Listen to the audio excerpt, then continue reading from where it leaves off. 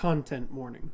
Tales of Tupenia features some depictions and descriptions of violence, as well as themes consistent with abuse and alcoholism. These are not incredibly common, but be warned. Hey everybody, Belby here, the DM of Tales of Tupenia. Just a couple of announcements before we start up session. Tales of Tupenia is a D&D live play show created by fans for fans, and as such features many homebrew elements. We're not actors nor experts, we're just a group of friends having fun. That being said, we are aware of some audio issues that are present throughout the early episodes. In a campaign that we plan on being full length, please bear with us as we work to make the best show and viewer experience that we can. Furthermore, there will be an effect that plays occasionally in a place of a small number of places, institutions, and people. Right here. This sound effect is intentional and will be explored and explained as the campaign goes on. If you're interested in supporting the show, check out the link to the Patreon in the video description, which will feature different levels of access, including but not limited to Side of Tots, a talkback show that begins at around episode 16, as well as a monthly gaming video with the party, and our quarterly merch, which for the first quarter will only be $10 a month, since Side of Tots will be following behind. Thank you, and appreciate your support for the show. Bye!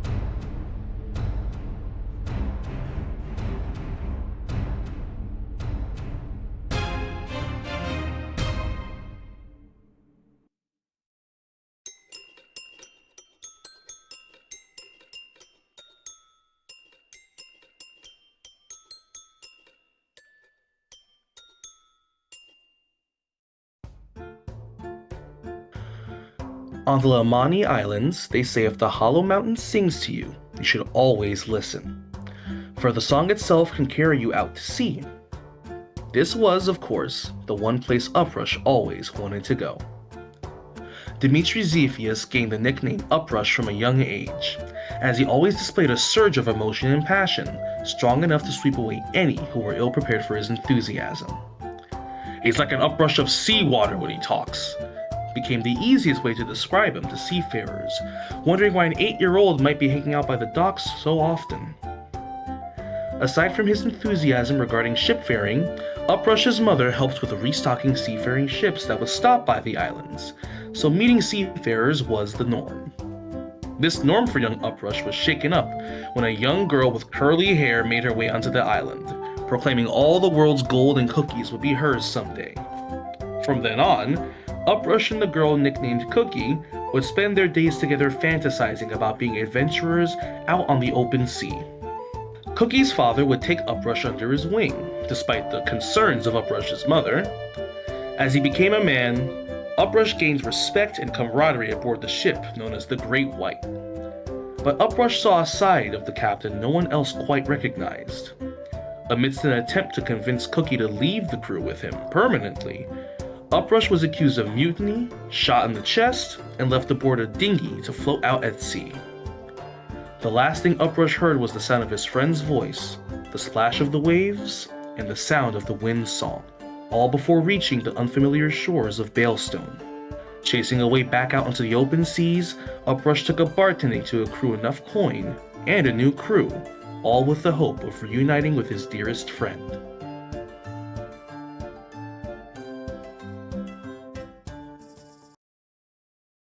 Born to seafaring merchants, Jack and Robin, hailing from Arigian and Calcary, neither of whom were willing to give up a life on the sea.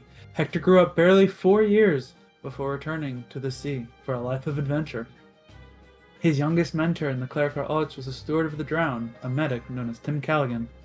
Eventually, his parents' honest merchant dealings led them into conflict with a pirate crew of a fearsome captain, where Hector's parents passed away tragically, with barely enough surviving members to crew the ship into the nearest harbor. Hector's friend Tim took him in, a blessing for young Hector that quickly was dashed as he was left with a smile in the main temple of the drowned stewards in the town of Cotton's Creek, to be raised by one Albert Sparrow, an older steward past his prime. Hector went on to become a fellow steward of the drowned, sailing the seas, protecting ships from the same fate that befell his parents. One day, a group of pirates captured him and stuck him in the upstairs closet of a seaside cottage, held prisoner for a week until the early crew of the Bearded Dragon found him, a crew that Hector has stood fiercely by ever since.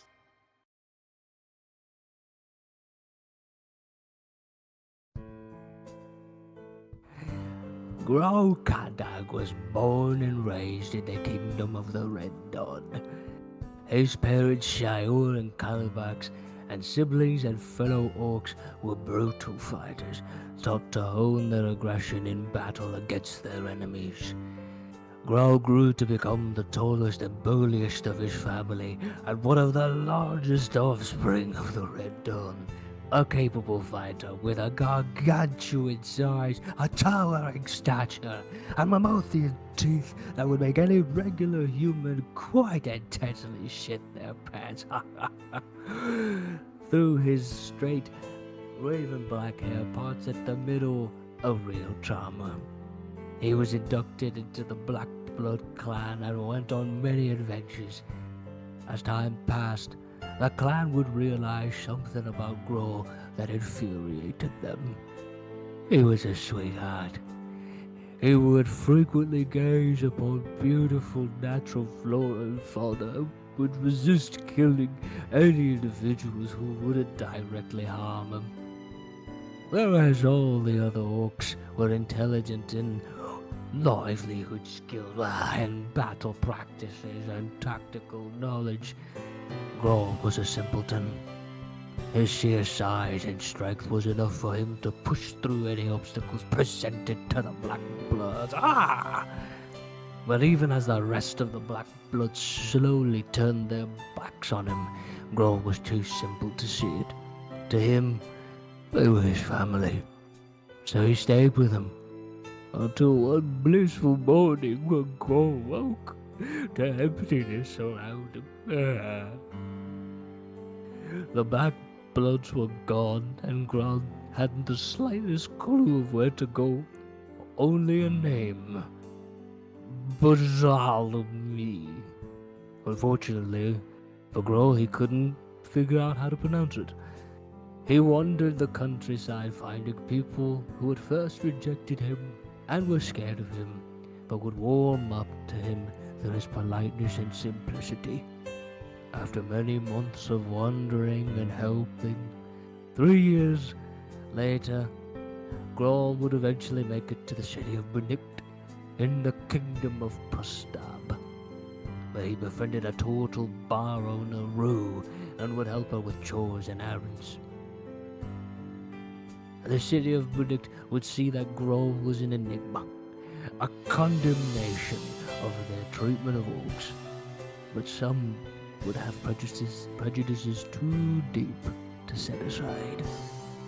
Grow left the city, joining the crew of the Bearded Dragon to chase the thrill of battle and to make a new name for himself. With a new crew, a new weapon, and a new cause at his side, Grow's path wanders far away from those who once threw insults his way, even if he was too simple to understand them anyways.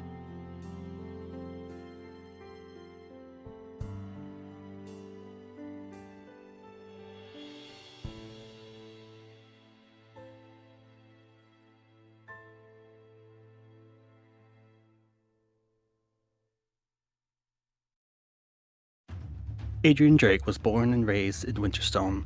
Being the second son of the Admiral of the Kingdom, Adrian always lived a life of adventure and wanted to be out at sea like his father.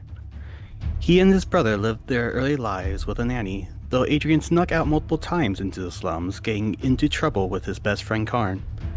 Later on in his years, he was hired onto the Agalita, a trade ship with an older captain Adrian saw as second father. During one voyage at sea, an Asmer named Ariel came aboard trying to get Adrian to do a quest for his god, and would not leave until he did so. While the two were below deck in a heated argument, the Agalita was suddenly assailed by pirates, an all-out assault, which was suddenly disrupted as a bolt of lightning rent the sky, sinking the ship and all aboard it. Adrian woke up in the middle of the sea alone, at least that's what he thought, until days later, a dry voice echoed through his head. The self-same voice of the Asmer he previously encountered. Drake made his slow way back to port, where he and Ariel now share the same body, though not, perhaps, the same goals.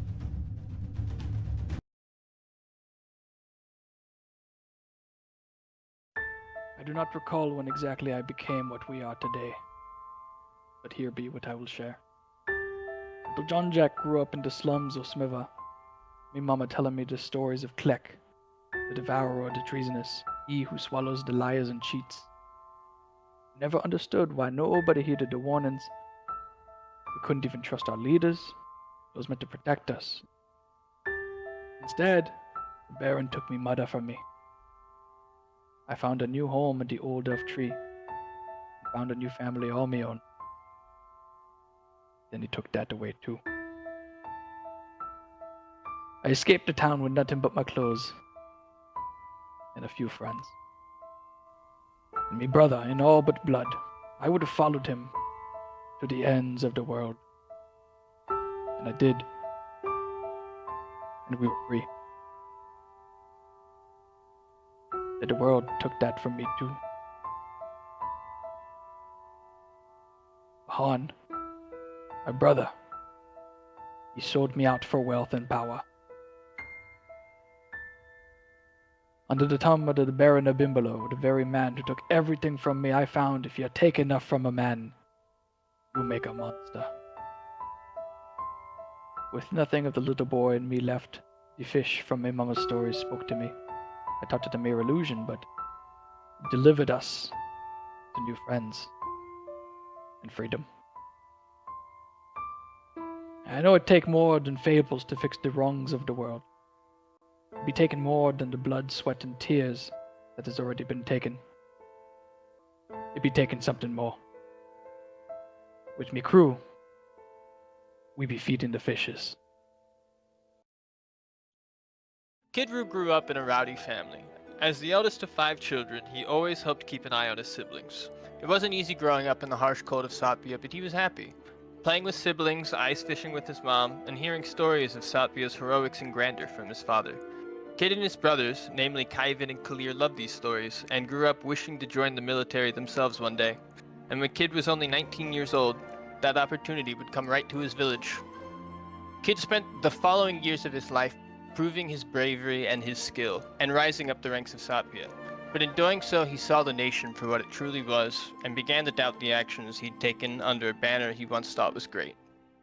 It wasn't until the age of 42, 23 years later, that Kid met Jesse, a young Aarakocran boy he met in a village he was sent to enlist from.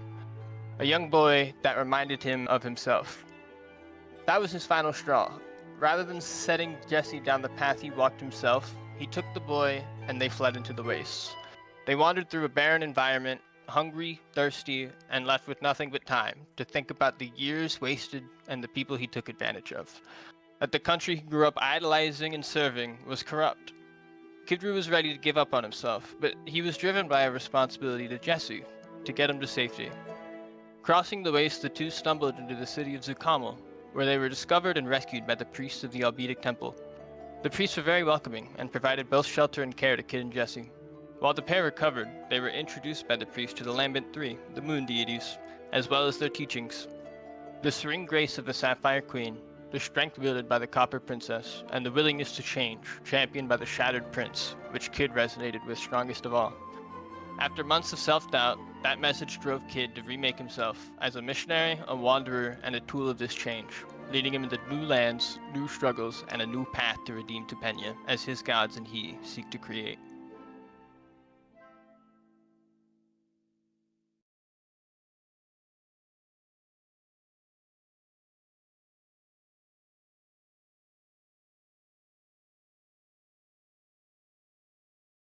Howdy, and welcome back to this week's episode of Tales of Tupenia. Where last we left off, our heroes had found their way into the capital city of Epilmar, had gone through 2 security checkpoints, an assorted shantytown outside of the first one, where the lower residents of the city and most of the projects on the on these undead entities known as the Skins happen to reside, had found our way into the kind of higher class area of the city. A brilliant bunch of towers kind of showing and signaling, refracting their light in this evening. And you guys had made your way relatively unharassed towards the merchant abode of one Smythewell, who you guys had had taken over for Jean-Jacques' old contact, Lacriel. And, you guys very quickly sort of made friends with them over the quickly and rapidly declining ecosystem of hearthwood trees, which seem to have vanished from the despotate proper. Due to what, you aren't entirely certain, but, it seems to be something with their practices. And Smythewell referred you to a tavern up the street known as the Owlbear's Talon. And you guys had made your way there, had gotten a room for the night, stashed your card away. When going to pay for your evening's meals, we found that Adrian Drake and Kid Roo have both been robbed of all of their small belongings and pouches and things of that sort that were kept around their waists. So we pick up in that moment as you guys go to pay for your meals and you recognize that you've been stolen from. I forgot about that unfortunate turn of events. Yeah.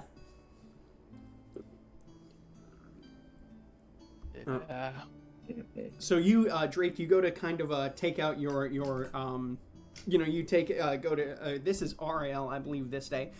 Yeah. So you go to take out your your money to pay for your own meal, and your pockets are empty, totally empty.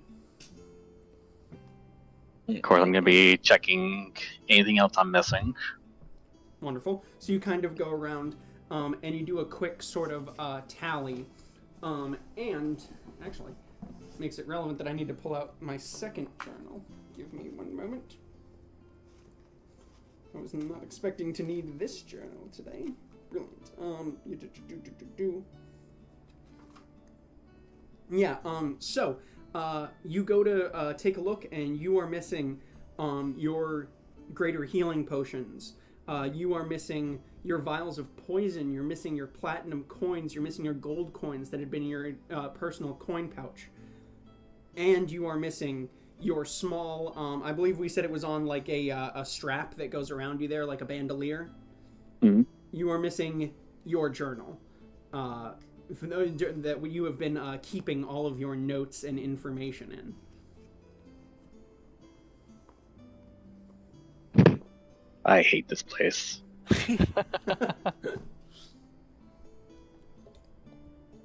You guys kind of as he I'll starts cover looking. you.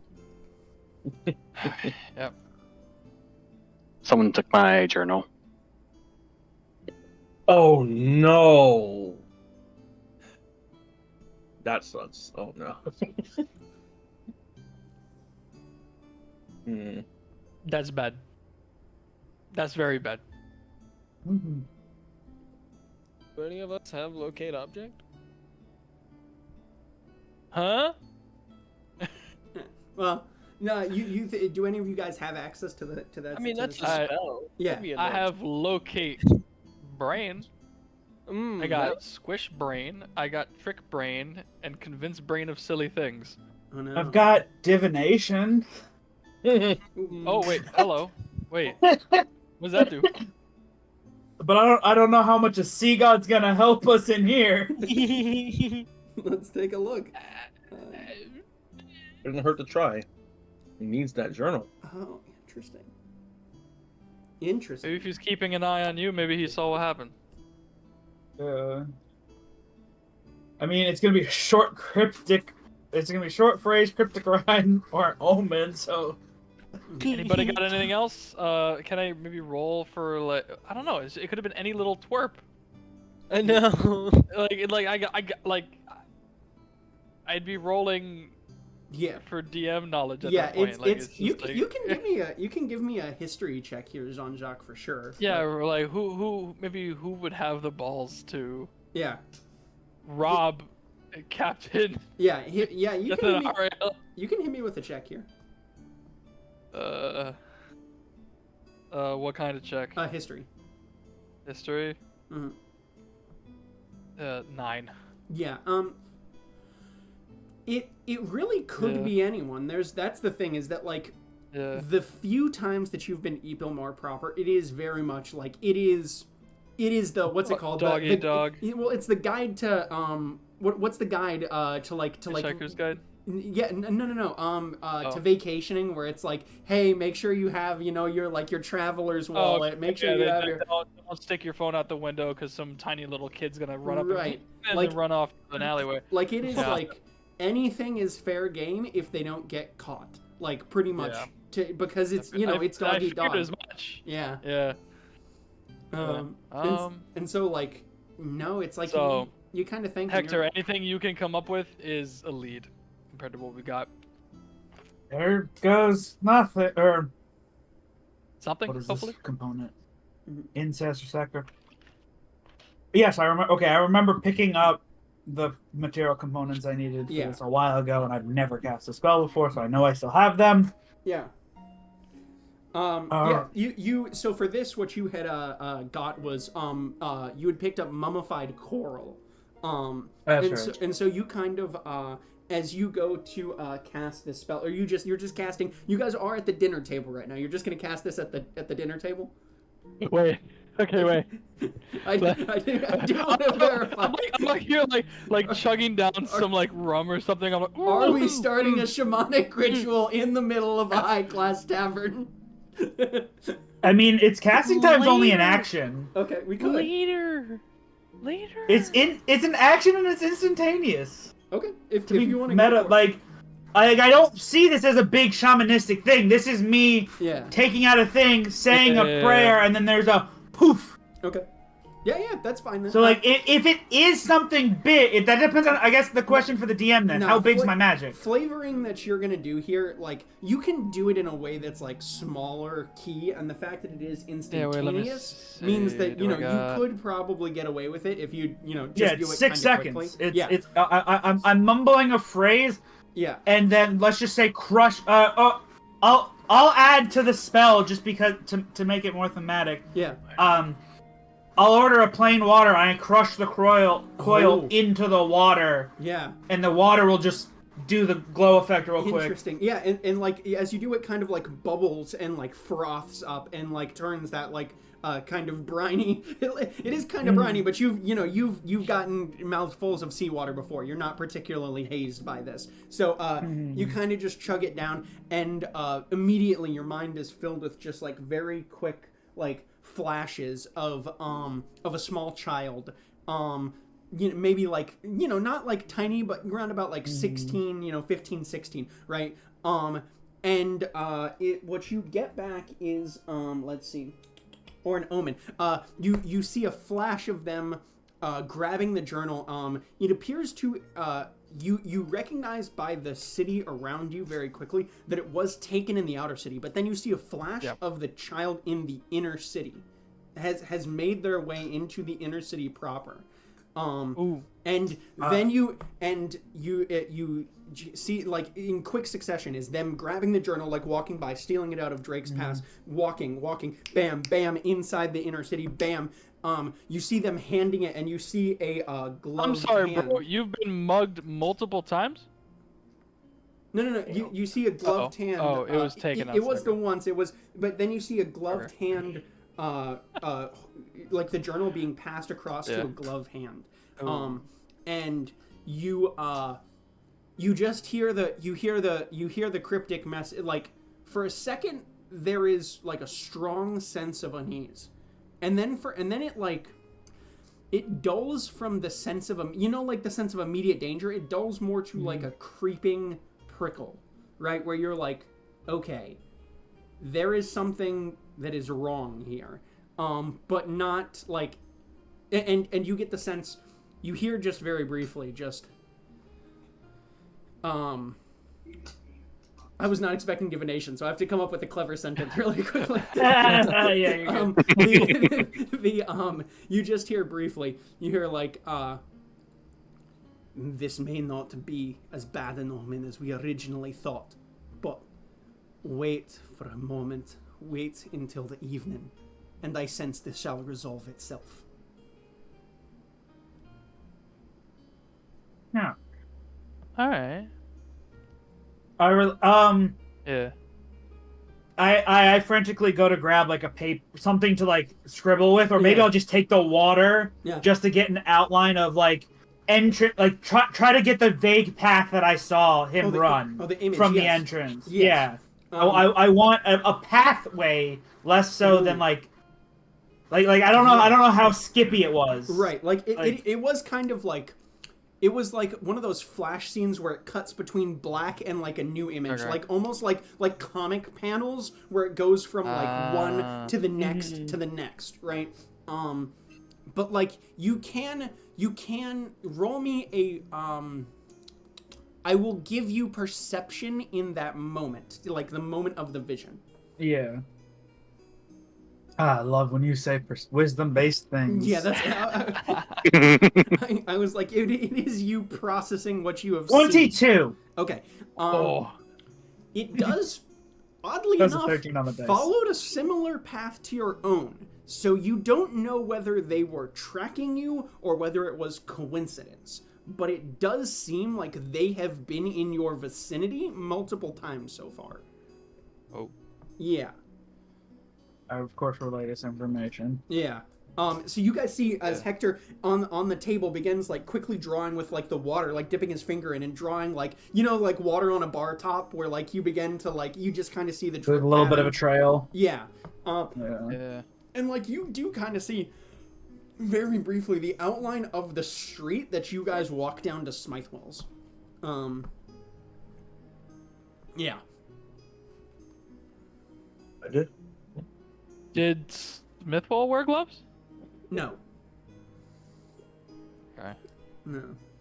And the hand and Hector, thinking about it as he asks it, the hands were a much different size. Like Smithwell was kind of like a big man. This kind of looked like more dexterous, like thin wrists sort of thing going on.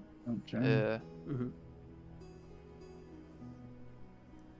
Yeah. Thieving hands. Hey, hold on. I didn't say that legally speaking. The Legally distinct hands. Legally distinct hands.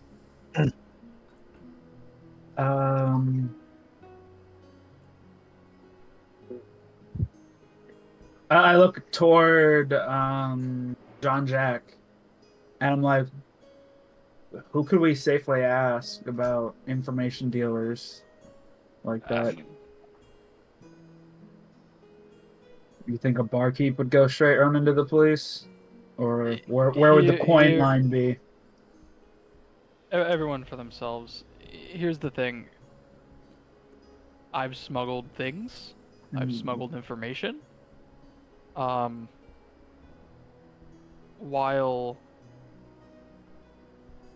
our kind have large networks, our networks tend not to touch too much. True.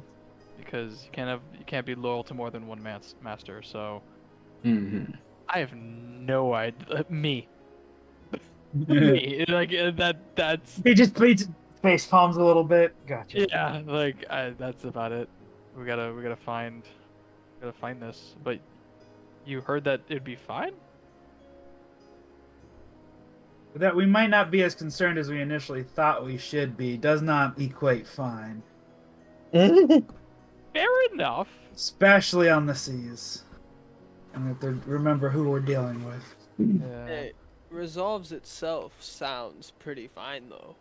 Yeah, that's what you said. Yeah, but right? a book being returned to you is resolving it. Doesn't mean you like who's coming with the book returning.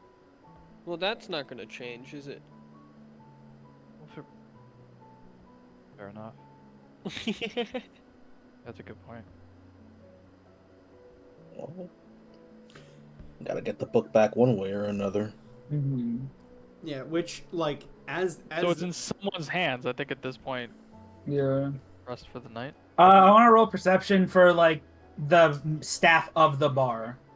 yes, I want to check their hands. Okay, Yeah, cool. I'll to see if any of them match the gloves. Yeah, that you like would see. do I see reckon? them Do I looking around, actually can we just do an not just insight? the staff? It'll start with the staff, but then I'll go to the patrons. Does anyone look like they're wearing that style of gloves Yeah. with effeminate? Or... Give me. Let's tag it with first a. Are you trying to do this covertly or overtly? No, I'm just looking around. Okay, so if you're doing it overtly, just roll a perception check. Yeah, I'm just looking Quit around. looking right around, now. man. And give me an you don't just look intimidation around in as public. well. So that's a 20 on the perception. Okay. Natural 20 or total? No, Okay. dirty. All right. And then you said intimidation was after Yeah, that? intimidation. Well, fuck me! A dirty 20! Could just. Oh, Oh nice. my god.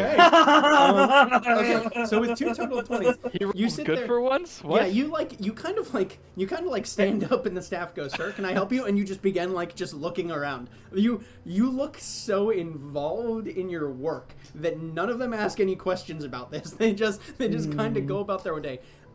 You don't spot these same gloves or the same sort of hands, and you don't spot any children of this sort of age that you appear to see. This child that you see, young boy, looks like maybe 15, 16s, kind of like half elf sort of thing going on, with kind of like a short ginger hair. So you take a look around and you catch out the other patrons, and they all kind of give you like a weird look just as you're like staring at them, but like you just go like, again, focused on your work. You look fine. They do the bar. The waitress comes back to get all of your money for the tab. Again, and just like, hey, hello. I noticed that you had a little bit of trouble before.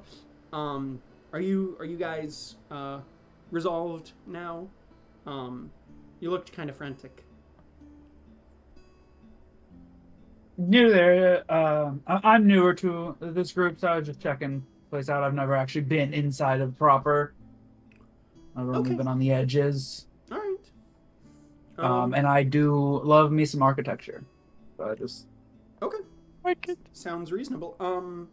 I'll take your plates if you guys are done. I hand my plate, and then I also will order some more to drink. Oh, okay. So you guys are staying downstairs. All right. So she gathers all of your empty plates and empty mugs and things. If anyone is ordering more,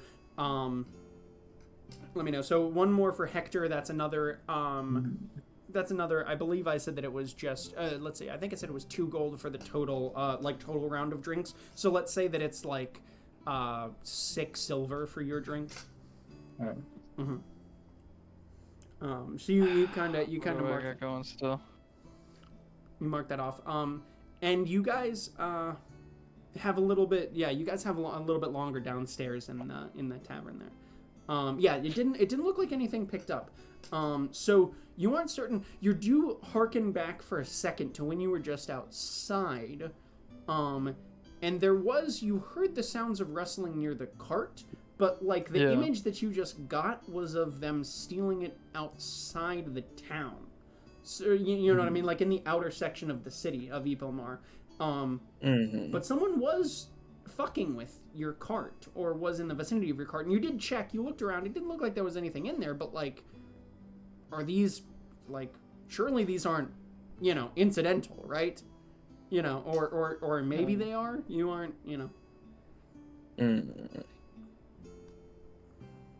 I wish I had tech.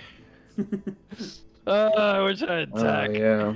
Come It's home. in tech ahead. Mhm. Yeah, I would have him stay out in the cart and spit, like sit there invisible and spit in the eye whoever shows up.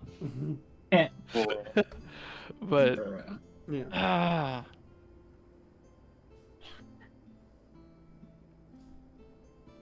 I don't know. I guess. So you guys have another round of drinks. You have some more time for party conversation if you would like, or if you guys just want to end the scene and transition to your guys' bedrooms, we could do that. Or I reach out with my mind to my compatriots. Like, I think we should head to the room to do the rest of our chatting, just 'cause out here there's too many ears. Hector just nods. It's a good time. It's a good time with the drinks, though. So, cheers to what hopefully will be the first of many a good night around a table. Here, here. Full bellies and smiles. And the rum goes down the hatch.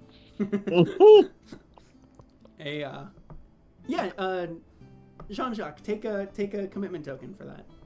Oh wow! Yay! Yeah.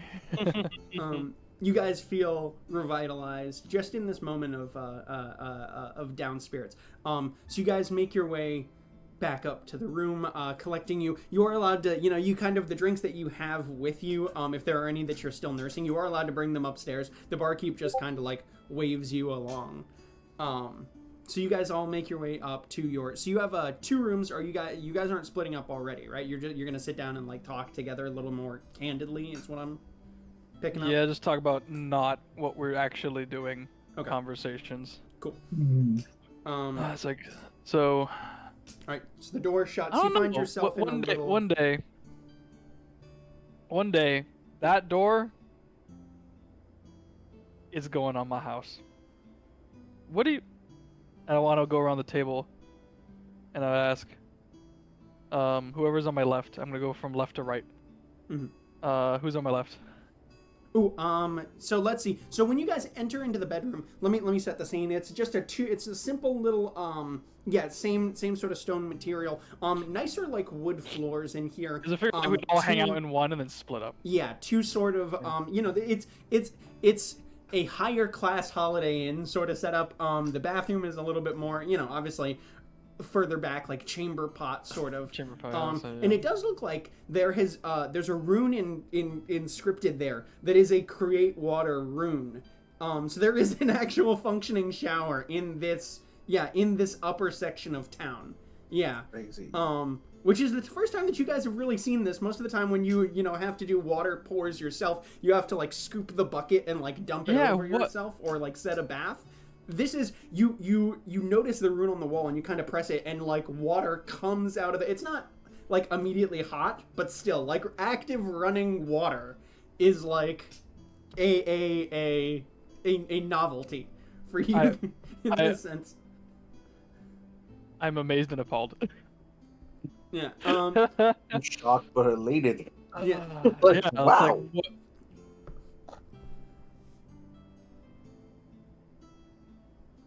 Yeah. Anyway, so I'm like mid conversation, like, well, what? Yeah.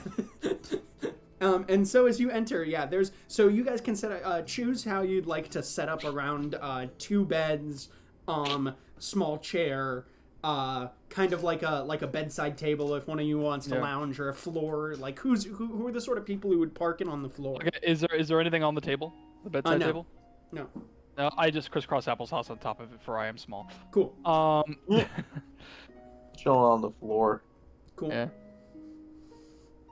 Knee against the wall. All right, against the wall. Fitting. Ruined Hector. Sorry, where did everyone I else? guess I'll take the bed. I mean, it sounds free. Yeah. It looks free. Whatever's still open. We're just so used to like Second bed. like slumming it in the boat and on the camps that it's like the bed is just like that is precious. You guys- like, no, we're just fine. Your hammocks in the ships. Yeah. You're like the second like that the you get to hammock, bed, yeah. it's like, wait a second, hold up. Whoa, what do I do with this thing? Hold on. Yeah. Alright, so I'm gonna mentally reach out. Anybody got like a detect magic or something? Nah, I me. actually think I do. Let me try. I have detect evil and good. Yes, I have detect magic. If you detect evil good in this place, I It'd be just super do evil. not pity your senses. You got one, Hector? Yep. Alright, can you... And I kind of just still mentally communicating with you, but like gesturing around. Yeah, I cast it. Wonderful. Yeah.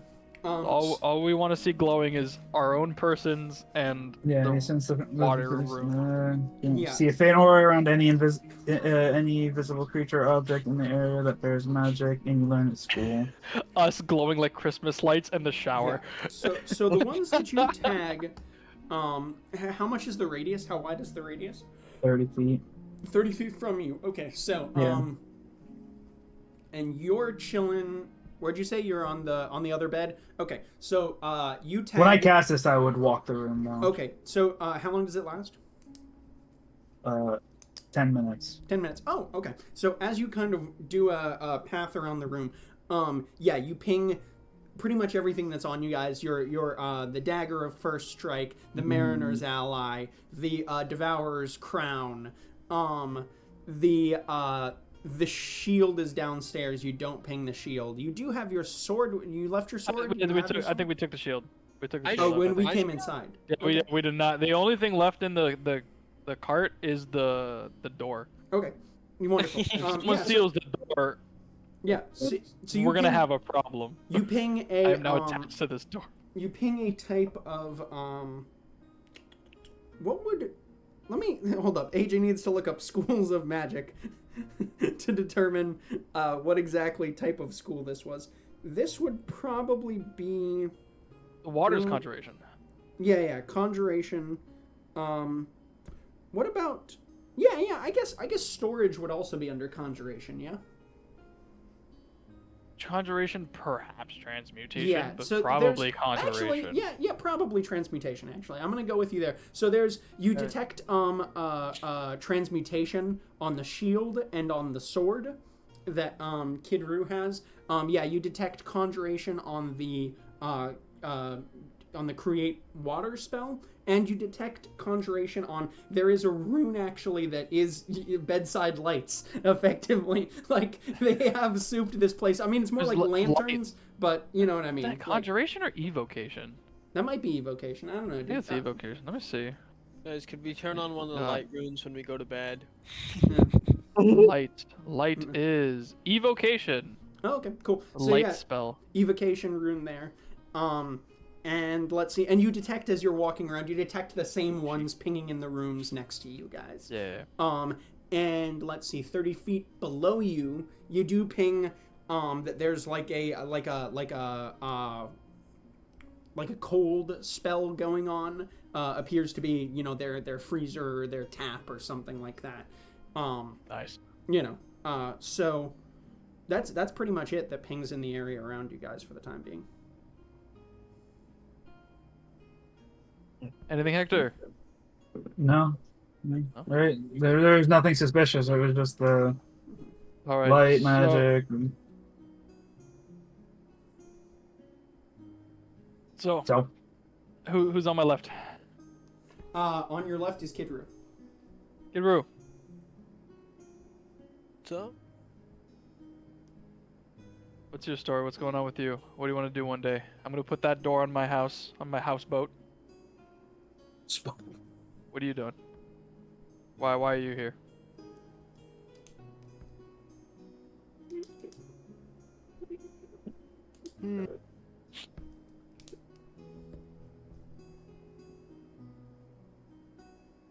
in an unrealistic way, I'd wish to fly again. In a more grounded, just show people there's a better path, I guess. A specific goal, I'm not so sure.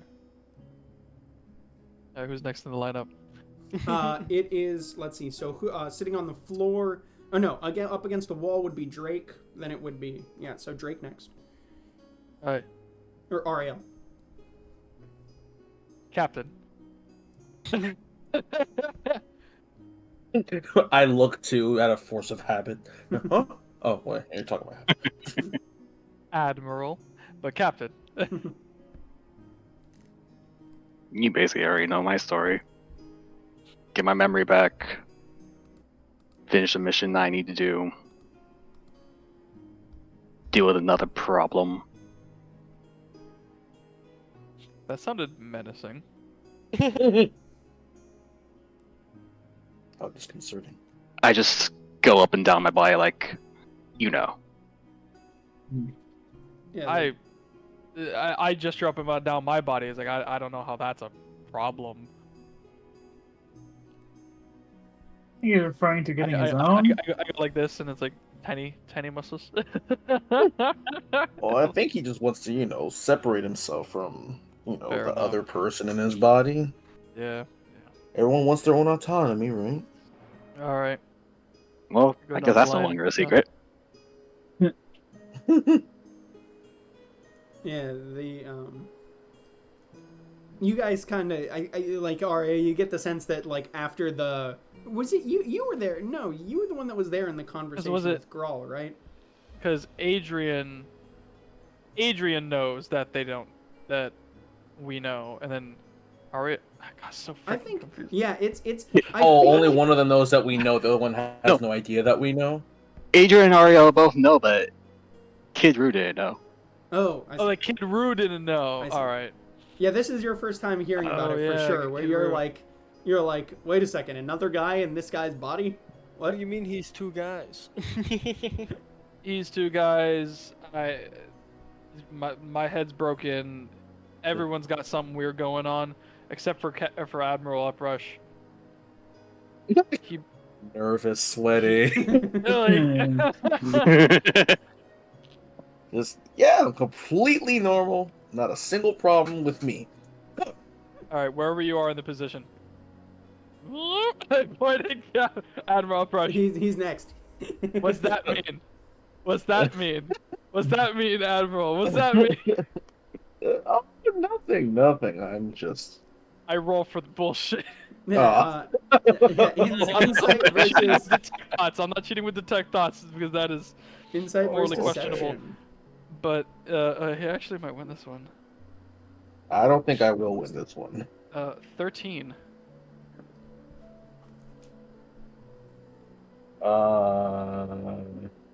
Nah, bro. I rolled like a 9, so I lost Oh. this. So what vibe? Oh, you don't get the feeling that I'm purposefully trying to lie, Yeah. but there is a bit of an avoidance, Yeah, you're like, I don't want to. an emotional keep avoidance a pen image so I don't have of to talk what's about it. happening. Yeah. Okay. All right. So, not a complete unwillingness, but a bit of reservations that probably wouldn't take too much effort to dissuade. Our admiral will face down.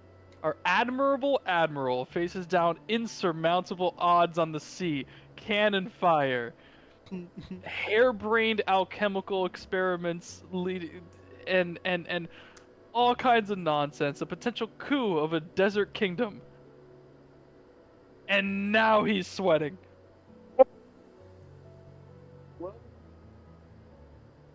Alright, I guess I can't.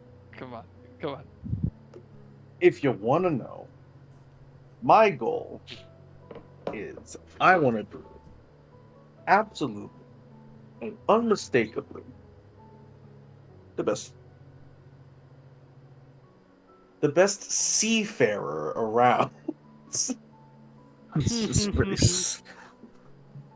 But Admiral, are we listing what we want for the future, or are we listing our accomplishments? What are you...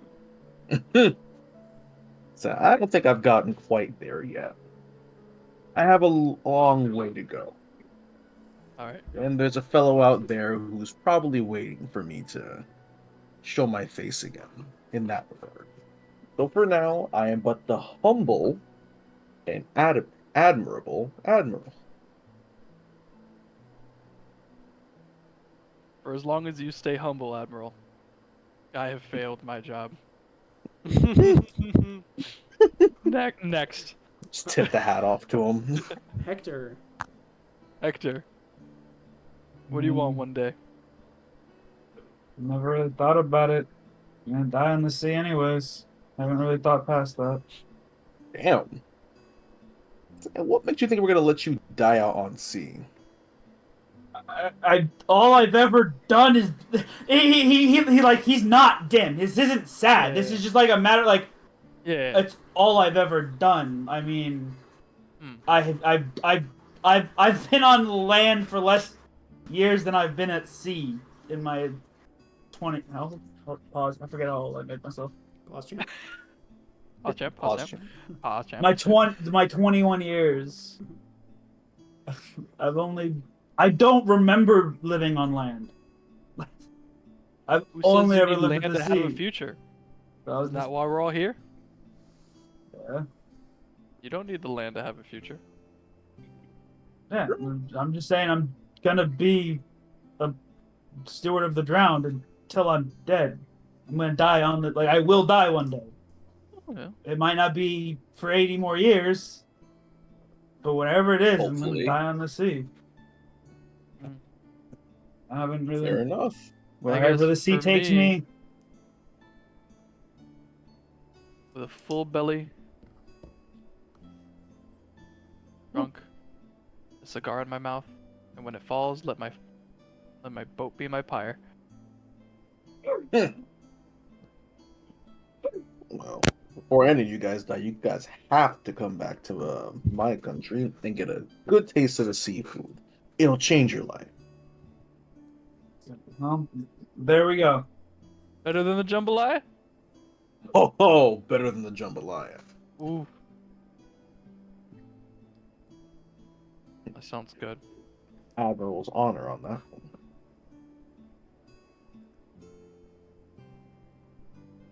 This is the first time you guys have really heard Uprush talk about his home at all, either. Yeah. Hmm.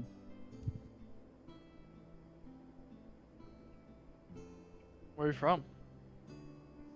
The seafood this good? Are you secretly a Triton? That's right.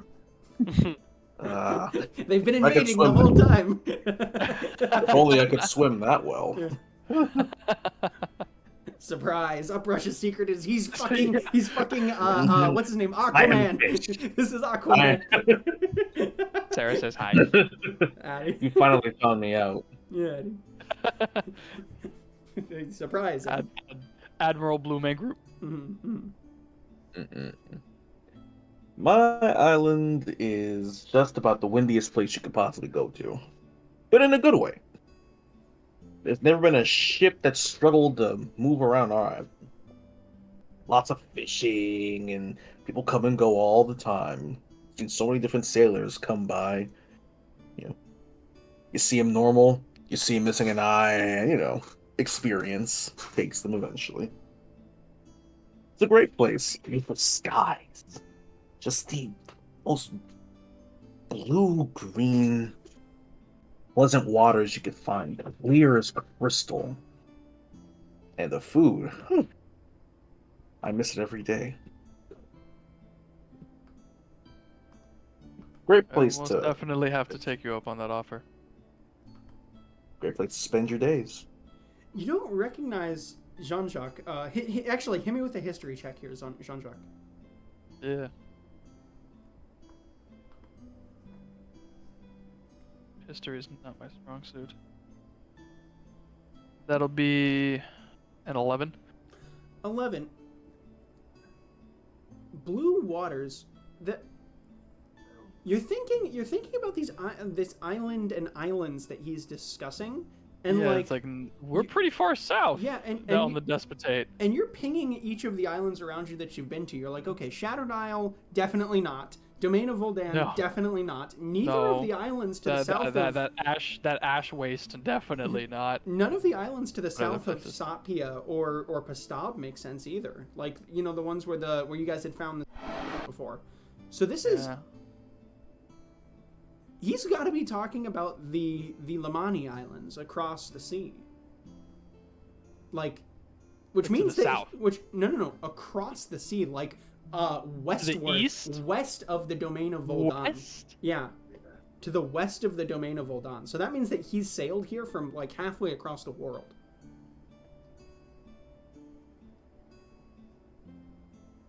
Right. What were they called? The Lamani Islands. Money. Yep. Limani Are you- with a little apostrophe on it. Are you Lamani? To raise my hands up, guilty as charged. I'm a long way from home. I know. That is Oh. a gross understatement, Admiral. Told you. Got to be the best seafarer there is. Admittedly, I wasn't quite in this area of my own accord. Do you want to get bragging rights and get back home the other way around? Probably. Be the best thing for me. Him coming from the Has- opposite side of the island. That is a cool idea. Has anyone ever done that? From my island? Not that I know of. Well, maybe one guy. I don't know him all that well.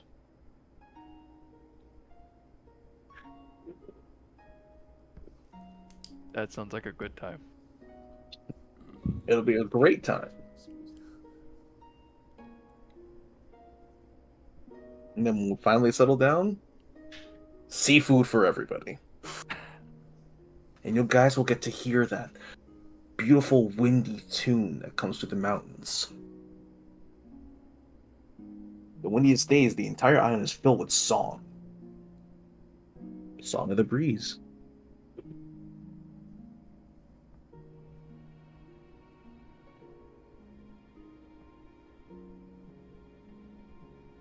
Admiral, it sounds like you hail from paradise. What are you doing in this hell? That's a good point. What are you doing here? Accompanied by the sound of a screaming in the far off distance. Oh my god! Like what? Well, if I'm being honest, I don't really know how the hell I ended up here in the first place. I just got really lucky. Lucky. Uprush kind of grips at like the hem of his shirt for a second, Mhm. like I've rubbing never it between heard- his. Yeah. I've never Just heard rubbing it between anyone his- call landing into Despotate lucky. Well, it was luckier than being dead. For all intents and purposes, I really shouldn't be around right now. So I kind of call that luck. If I'm breathing again tomorrow, still good luck. In that case, raise your hand if you're lucky. I'll put my hand up. Hell yeah. I raise my hand. Bruce raises his hand up. So, Cheers. until I'm dead, I'm one lucky bastard. One Captain- more day above Cam, the do you roses. raise one hand or two? My hands are staying down. Ooh. Ouch. Well, Bro. good fortune comes to those who wait. I feel like we've all been pretty fortunate to come among friends. Yeah. Like shooting a look at Drake, like throwing my eyebrows up over and over, like He I shakes his forget head. who was it that I tried it with last time? Was it Adrian or Ariel? I tried what? Tried the The mind thing? mind fixie. Oh, thing. Ariel. it was Ariel. It was Ariel. All right, if you're that miserable, you want to give it another go? I just gesture at like my own temple. It'd be better off just to do it with Adrian whenever he comes back out. All right.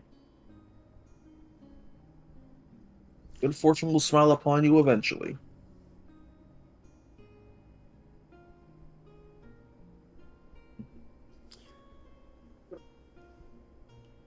All right. Everyone in the party take a commitment token for that. I appreciate that. That was Finally. badass, y'all. Okay, and as you guys are kind of sitting there stewing for a moment, you actually there is the sound of a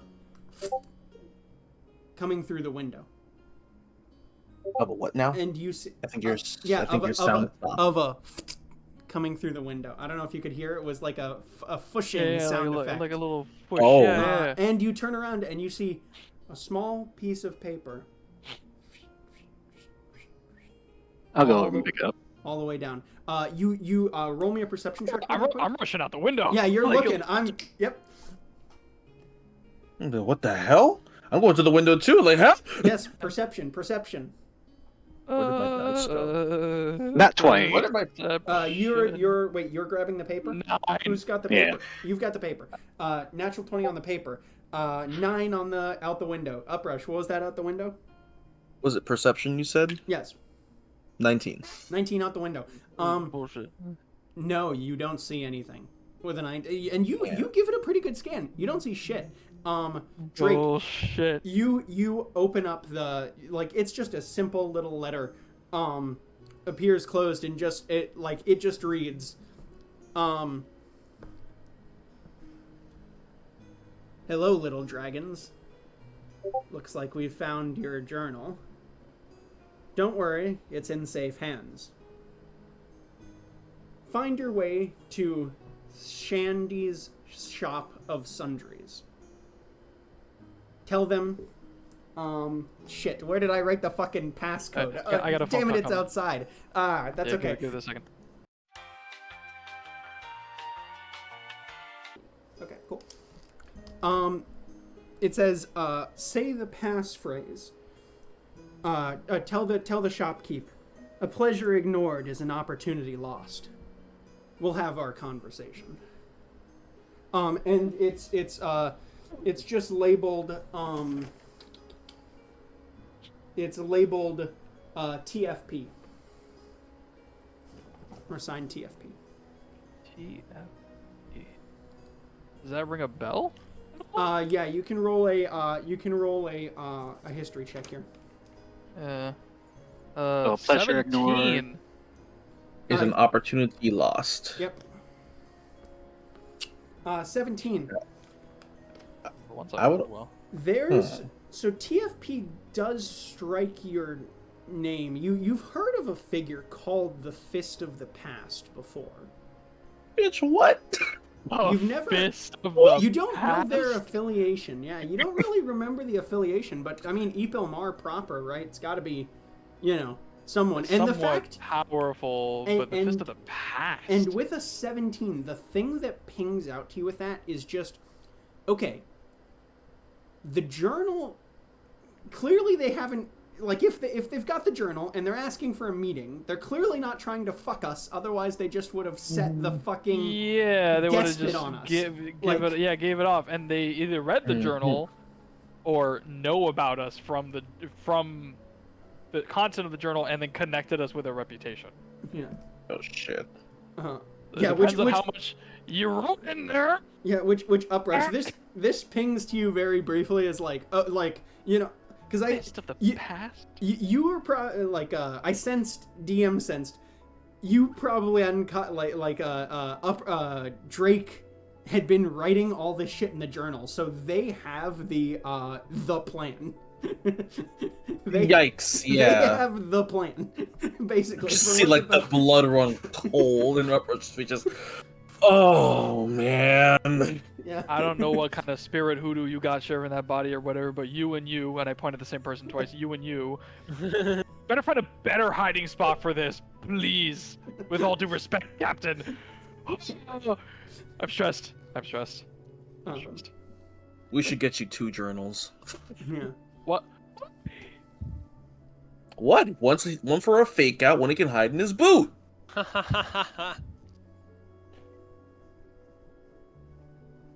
You're actually really smart. Yeah. Really smart. I have good ideas too. You guys aren't the only ones.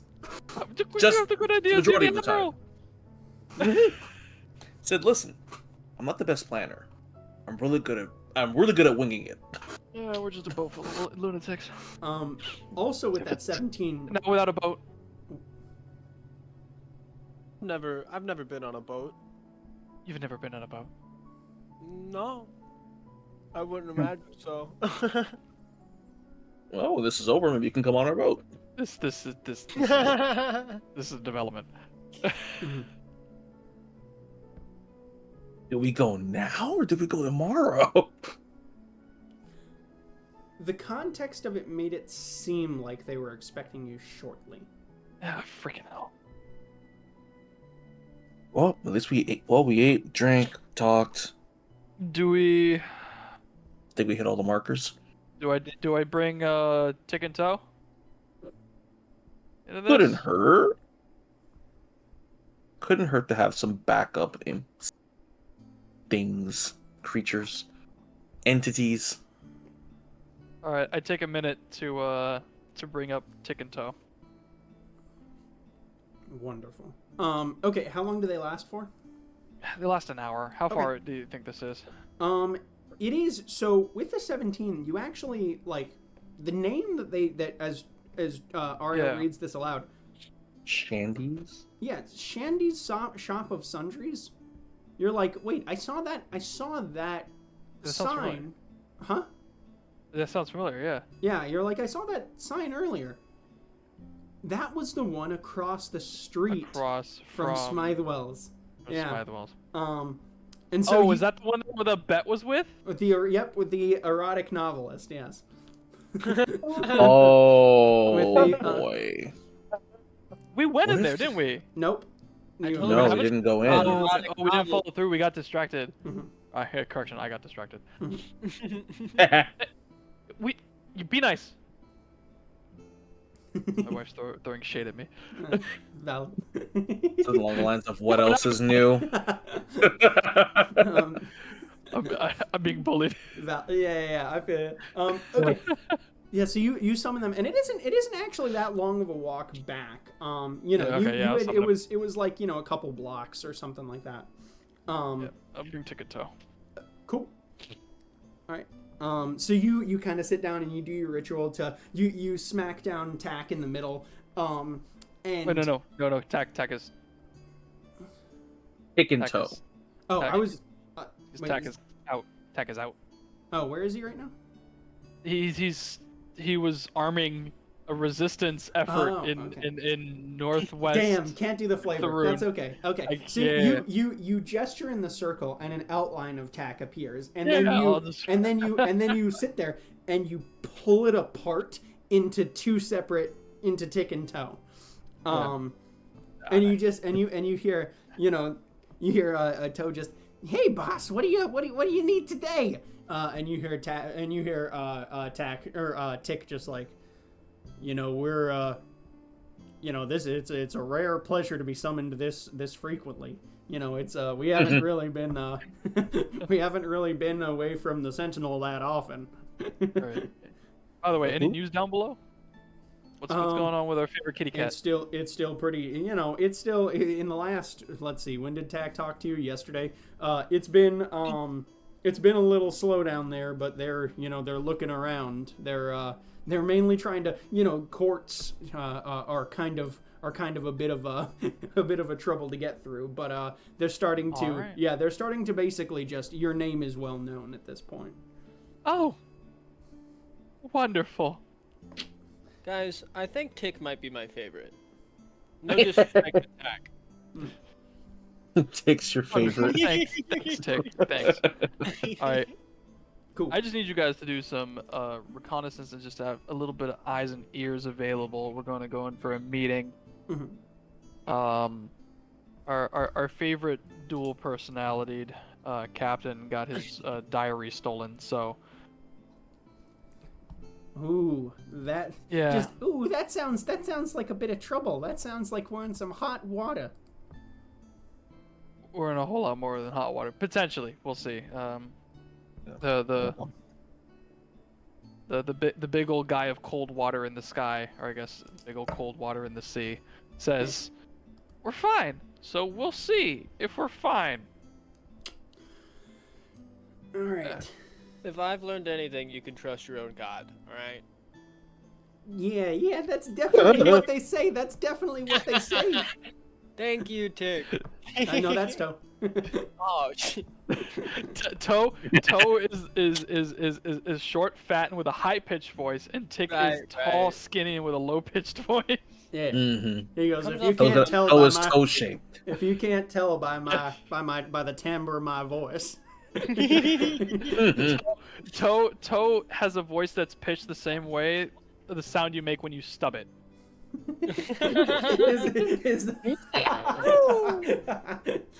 Oh, that's funny. Wonderful. Goodness. See, So, okay, so you want us to... He goes, you want us to do some reconnaissance first? Yeah, or, tick who is spry, tack who will spy, toe who likes pie. What? Hey, did you... Yes. Toe looks over at Tick and goes, hey, did you tell him about the pie thing? Who told him about the pie thing? I just figured you like pie. By the way, I got a little bit extra in the bottle. You want some? You've got pie? No, rum. Oh, I rum. see. The last of the rum. You want the last of the rum? He goes to grab it and Tick kind of they grabs it away allowed from to him drink? and just in one shots it and just goes too slow. Yeah. So Are they allowed to drink? imps? Well, I Or mean, quasi- John Jack's their boss, right?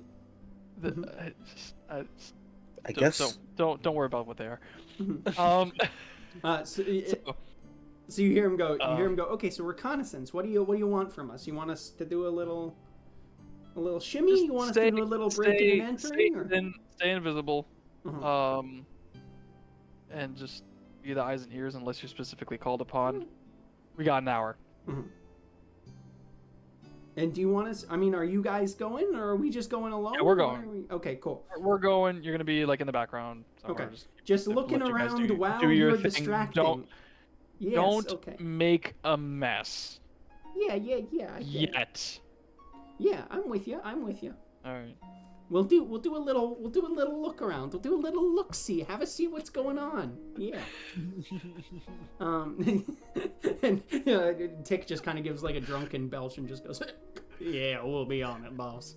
And okay, so you guys take off. Is it Down like a this- good tenth of his body weight he just chugged? Yes. And so you guys go to take off from the room. Is there any more preparation that you guys want to do on the walk there, or leaving? Sure, my gun is loaded and my knife is sharp. Am I Cool. able to do something like right outside or Yeah. like generally close? Yeah. All right. It's relatively slow out here. Based on my very short perceptions of everyone on this crew, who do I think looks the biggest and toughest? Adrian Drake. Hands down. Ariel. Easily. Or Ariel, rather, yeah. Captain Buffosaurus Rex over there. Yeah, not quite like Kronk levels of like Jack, but like he's up there. Whereas the rest of them are a little bit more wiry. He would easily. I mean, I'm scare, muscular, but not that big. Yeah. Yeah, he would easily scare other Fruit of the Loop models. Yeah. Mm-hmm. This is Rob Gronkowski in his prime. Is what's going on over here. He's Love to hear it. really. He's a big guy. I'm gonna give you my shield of faith. Ooh, cool. So mark that down as cast spell and mark that down as being on yourself, Ariel. You guys make yourself. You guys make your way down. The evening kind of beginning to. You see the moons becoming more apparent in the sky. The large broken sort of purple moon shattered, half full. Along this diagonal sort of axis, what is that? Fucking crescent waxing? No, crescent waning. That is crescent waxing. That's a crescent waxing moon for the smaller blue sapphire moon, and a full brass moon above you, all sort of echoing their different lights across your pathway. It is the 18th day of High Harvest, which is the 8th month of the year. And on this beautiful Keiru night, you guys have to go and find this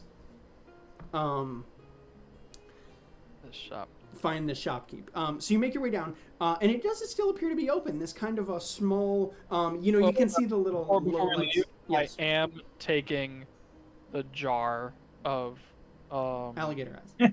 the alligator eyes. Yeah, Cool. I'm taking that with me, and I'm just gonna be casually eating it during the meeting.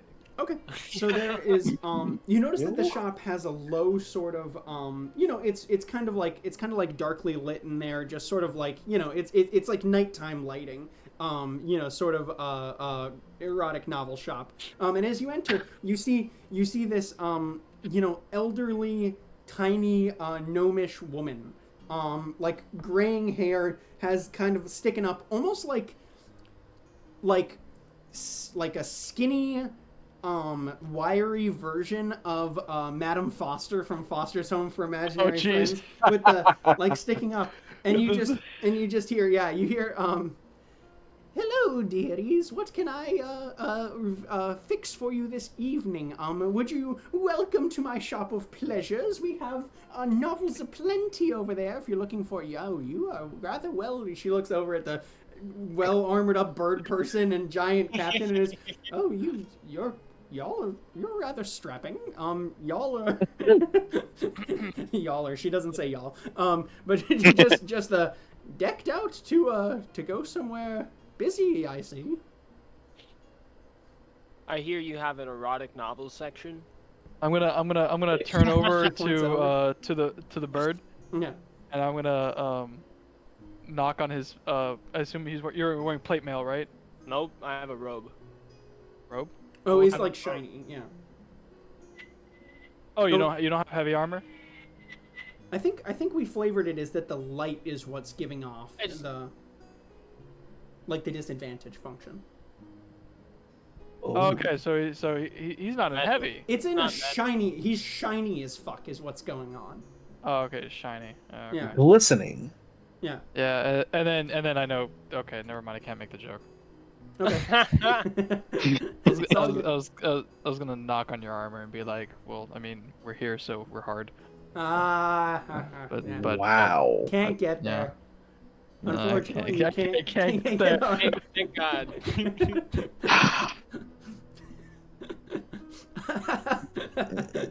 The second he said, "Oh, I heard you guys have an adult novel section," Uprush just like his head just turned to look at him slowly. Just what?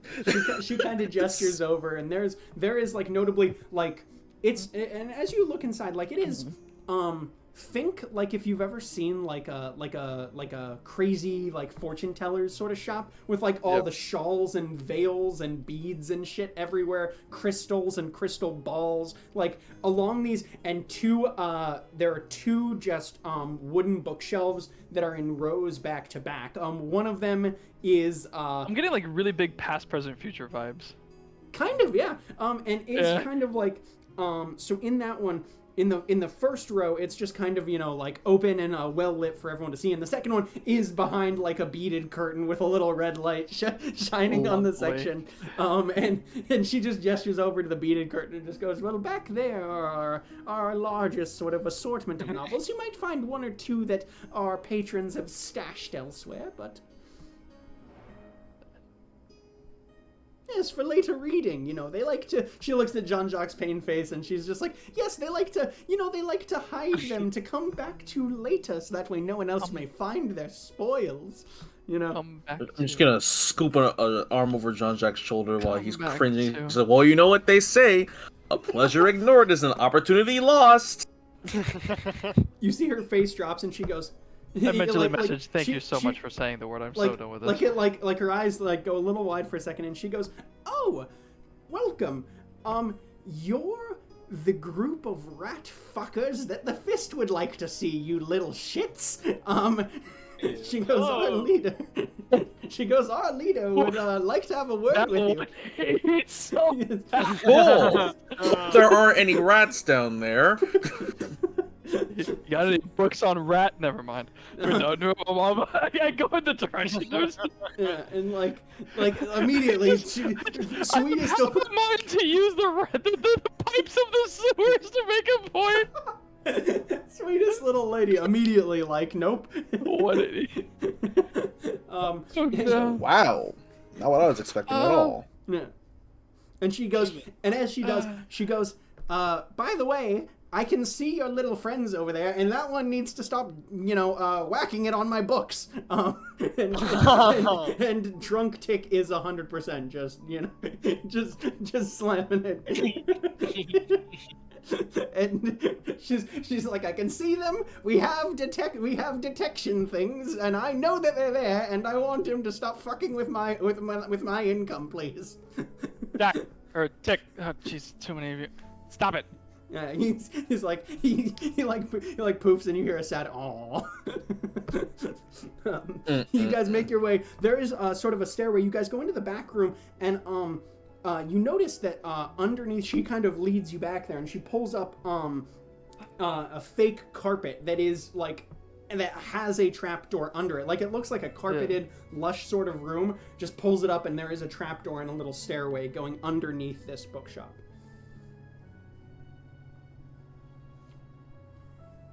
You know, I don't appreciate being called a rat fucker.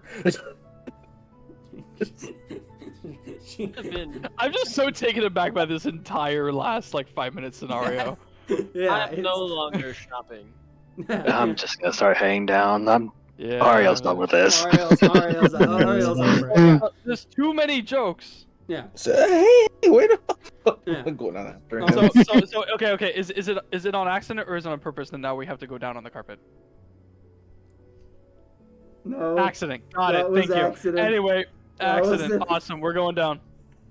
Hate you. I've Hate set you us- for that. I've set us up We're far going too down far on the too well. carpet and down the trapdoor. Yeah. Yeah, no, I've set us up far too well. Anyway, we make our way down this hallway. We're escaping that conversation. We're taking the back door out of that one. That's your fault. Yeah. I mean, it's as the DM, it really should be my job to be aware of any innuendos possible. So you guys find your way down a stone hallway. It's kind of a long stone hallway, think when you've drilled your giant Minecraft tunnel down to bedrock, right? It's like long, Nice. continuous sort of sloping stone that goes down. And as Are it we loops hitting around, our head on the way down? close. Yeah, it's pretty tight. And so Drake, you're having to definitely bend over and do a little duck walk down the sort of thing there. And then Drake is bending over. I'm so done. Stop it. And so as you make your way around the corner, we're escaping that conversation. As you make your way around this sort of sloping stone pathway, you find yourself as it opens up, you find yourself in a wide sort of audience chamber.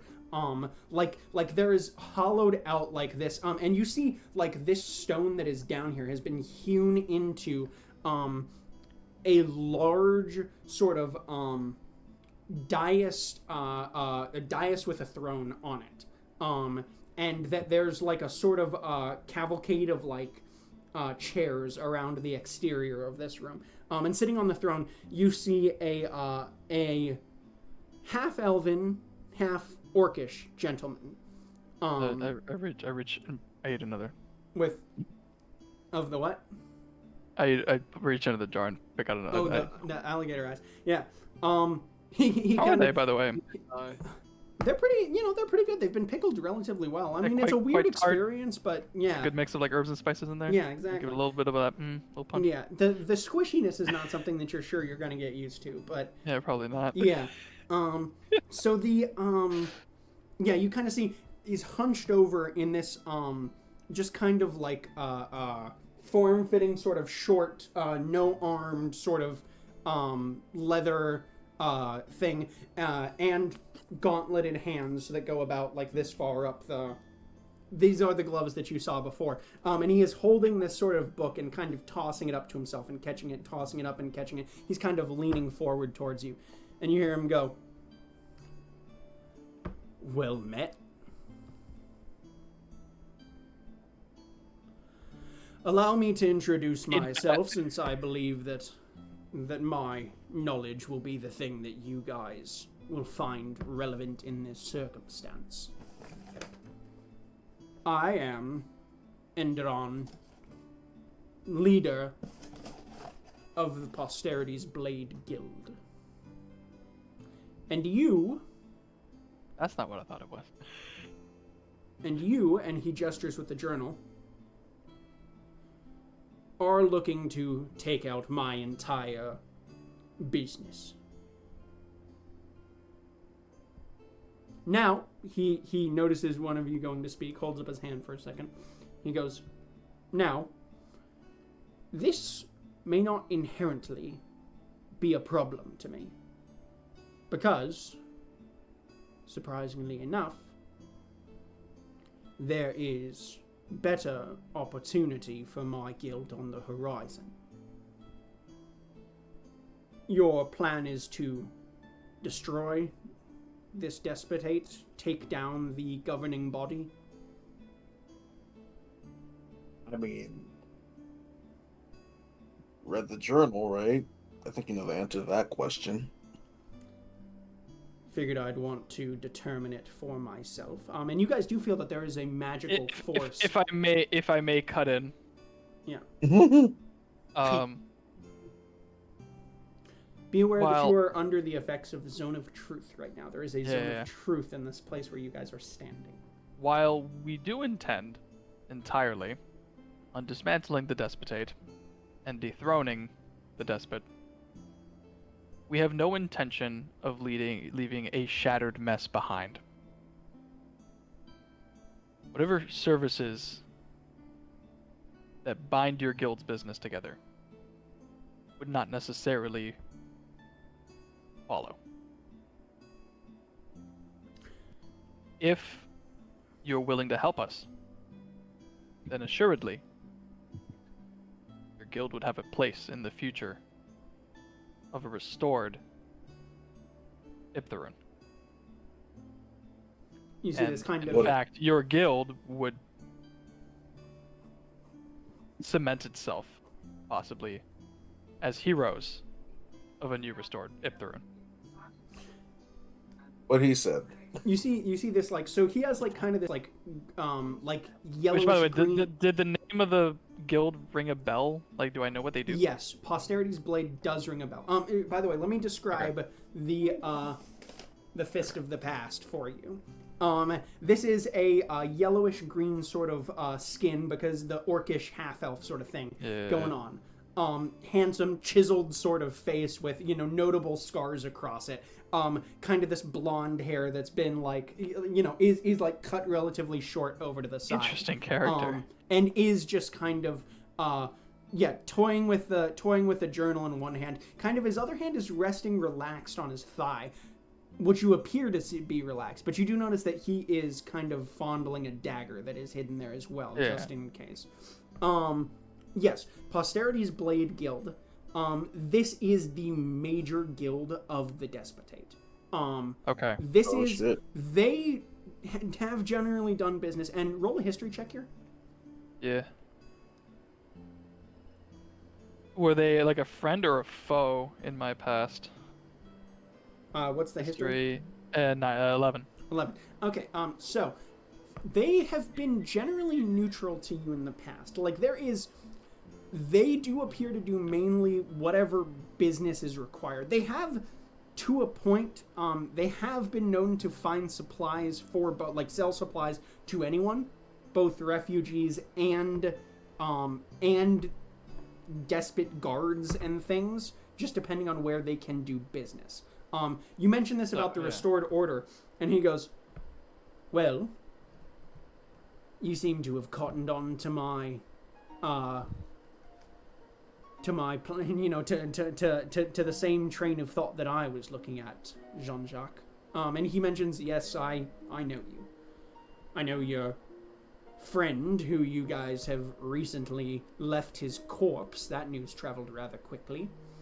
And I know that we have 3 days before your forces begin to marshal. Now, this is information that, without us, and he goes, I'll give you a freebie here. This information is currently passing en route to this place as we speak. They will know by morning that the forces are moving. However, we do have this night, and we will have the chaos of tomorrow. He goes, now, you are right. The business that follows the dropping of a place like this would be beneficial to us. He kind of leans back and he gestures with both the journal. He gestures with the dagger as well. Like, kind of leans back and he goes, you can't very well do business with people who can't afford to buy what you are selling. So the treatment of pretty much everyone that's not the high and mighty here has been a problem for us. Right. How do we have a guarantee that you won't rat us out afterwards if we help you? It doesn't seem serviceable in the restoration of the Iptharun of the past to rip out the beating heart of its economy. In Roll fact, a persuasion check here. Oh, sorry. No, once you've finished your... in fact, it's been on my mind these past few days. Precisely that. How are we, a ragtag group of sailors, smugglers, priests, how are we to rebuild a nation? And luckily, you, the solution, called us for a meeting. Why would we rip out the beating heart of a burgeoning nation? Why indeed? Oh, by the way, it was the 23. 23. Yeah, let me... Ooh, I gotta hit you with his insight. Hold on. Ooh, okay. Alright. So, I now need to close this. God. This laptop making me sit so far away from the computer. By God. Okay. So he looks at you with a keen eye, and he goes, "Why indeed? Well, I sense that your heart is in the right place here, but we need assurances." Aye. It's reasonable. Fair enough. Admirable. Fair enough. Admirable. Admiral. He goes. He goes. Admiral. He gestures. He gestures with his hand, and you notice that there is a thief like behind you, like around you. The chamber had appeared empty. You notice that about 30 cloaked figures step out of the shadows around you. There is one that just steps, like, obviously making their presence known to you. One of them walks forward with a piece of paper. And he well, specifically with 5 pieces of paper. And hands them out to each of you. And he goes and he says, wait, where did we just leave off in the conversation? Oh, assurances. He goes, now, we will be able to help you in your attempts here. We will work for this benefit. But know that if you do not succeed, we wash our hands of our involvement. I kind of scoff at it, like, obviously. And kind of expected no less in that regard. That makes sense. And you notice these pieces of paper that they have handed to you are Yeah. contracts. That have been drawn up. If anyone would like to read them, What kind of contracts? Yes, I would like to read that. Yes, wonderful. The warlock sweating. Yeah, for sure. Roll a shit. What would this be? An insight check? I think it would be. I call Tick and Toe to double check over my shoulder. Let them proofreading. For help action. Yeah. I want to read it as well. Give it a roll. I'm reading this shit as well. Okay, so Not everyone even may hesitating. roll an insight check here, I believe. I think insight would be the best, unless you can suggest I think another so skill. too. Okay. I think insight makes the most sense. Yeah. Insight, and then I could think like maybe like a investigation for like an intelligence version of that, Yeah, or okay. like contract reading and legalese. Yeah, you could give me either of those. But yeah, I got a insight. I'm rolling a 26. 26, dirty 20. You Oh, wait, said advantage. insight or intelligence? Insight or investigation. Oh, I lied. Investigation. Advantage. It is 28. 28. Okay, cool. Yeah. 30-20. Dirty 20. Okay, dirty 20. 28. I got an 18. 18. Hector. Were you rolling or are you just signing? No, Hector literally just like stops himself as everyone else starts reading. I was like, oh. Oh, okay. Don't tell me. Never just sign contracts. So with The whole entire party paranoid about a sheet of paper. yeah, you're like, oh god. Reading this does say, so this says, I, and each of them are marked with your names. So, shit. I, Jean-Jacques, do solemnly swear, I, Adrian Drake / RIL, do solemnly swear, I, Kid Roo, do solemnly swear, I, Hector Barbosa, I, Captain Uprush, do solemnly swear, that in the aftermath of the taking down of the despotate, in the leading up to aftermath and taking down of the despotate, and for the rest of my lifetime here, I shall not actively move against the Posterity's Blade Guild and shall not actively move to sabotage their position in any of their active dealings within this land.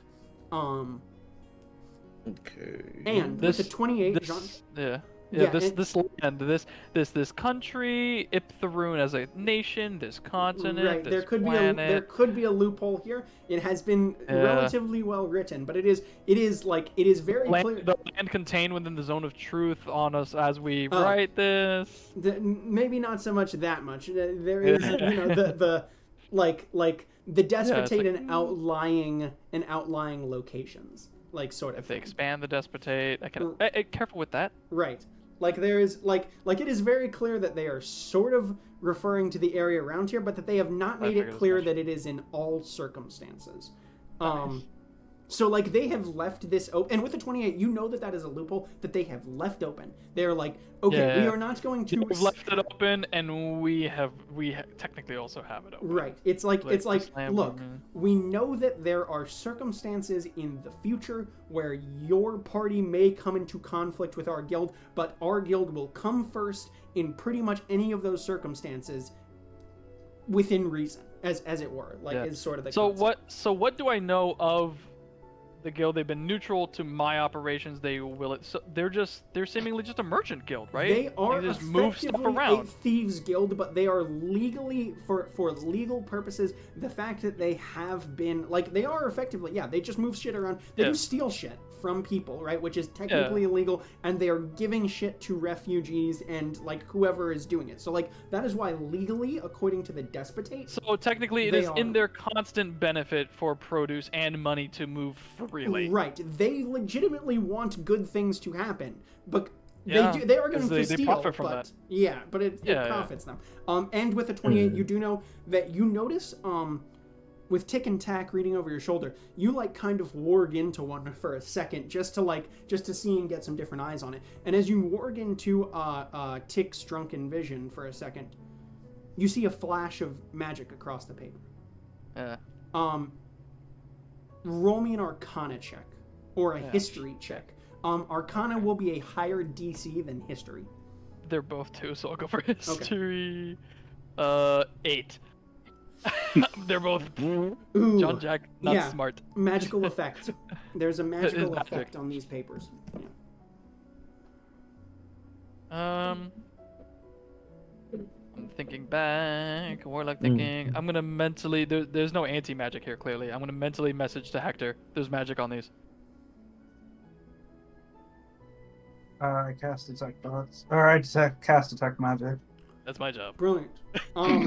You notice, so roll me, are you trying to do it stealthily or notably? If you're going to try and do it stealthily, do a sleight of hand.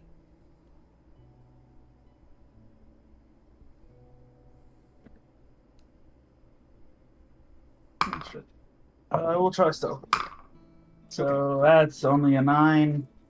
Yeah. You notice that with that, you watch as you go to cast. Counterspell. No, And you watch as the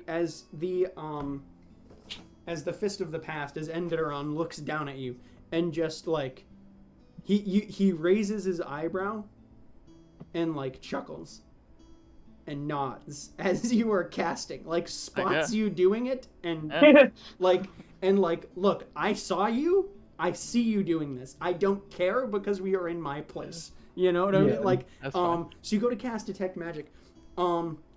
You have never seen this spell before. This is a spell. What do you gain with Detect Magic? You learn the spell, or you? No. I think he sees an aura based off the school. Yeah. Yeah. So Imagine actually, help can in I? figuring out this. Well. No, I forgot that I had a different spell, and I'd actually. Can I retcon that and use Identify instead? Oh, sure. I forgot I had Identify. Yeah. Identify is a better use. That's much better. Okay, that's fine. Is it the same slot? Yeah. It's the same slot? They're both level 1s. Yeah. Oh shit. So you this is Xerxes' Unbreakable Contract. Which Oh shit. the effect of the spell you gain, this will effectively, if the contract is broken, it will paralyze the offending parties ad infinitum. There are circumstances under which this paralyzation can be dispelled, but it is not made clear in the spell itself. Yeah. Cool. Able to like privately talk to each other, or can he just hear everything we say? I don't think it matters if he hears. It's a small area. I'm not sure. So Hector, I go give him a finger. Hector, what you looking at? I convey. You that convey. You I mentioned know. I know. I tell you what he said about the spell. you hear. Yeah. I just state. I look up at him like just dead in the eyes, like stone, like no real emotion on my face. Yeah. Like, no, it's just an unbreakable contract that will be permanently paralyzed if we break. He looks at you and he goes, Not familiar with the spell, buddy. If we accidentally rob a crate, will we just and I dramatically it has to- act out getting paralyzed? he looks at you Or and he is goes, it like, if we on purpose do this, don't worry about them. I'm the only person that could probably trick myself into accidentally doing something I know I'm doing. But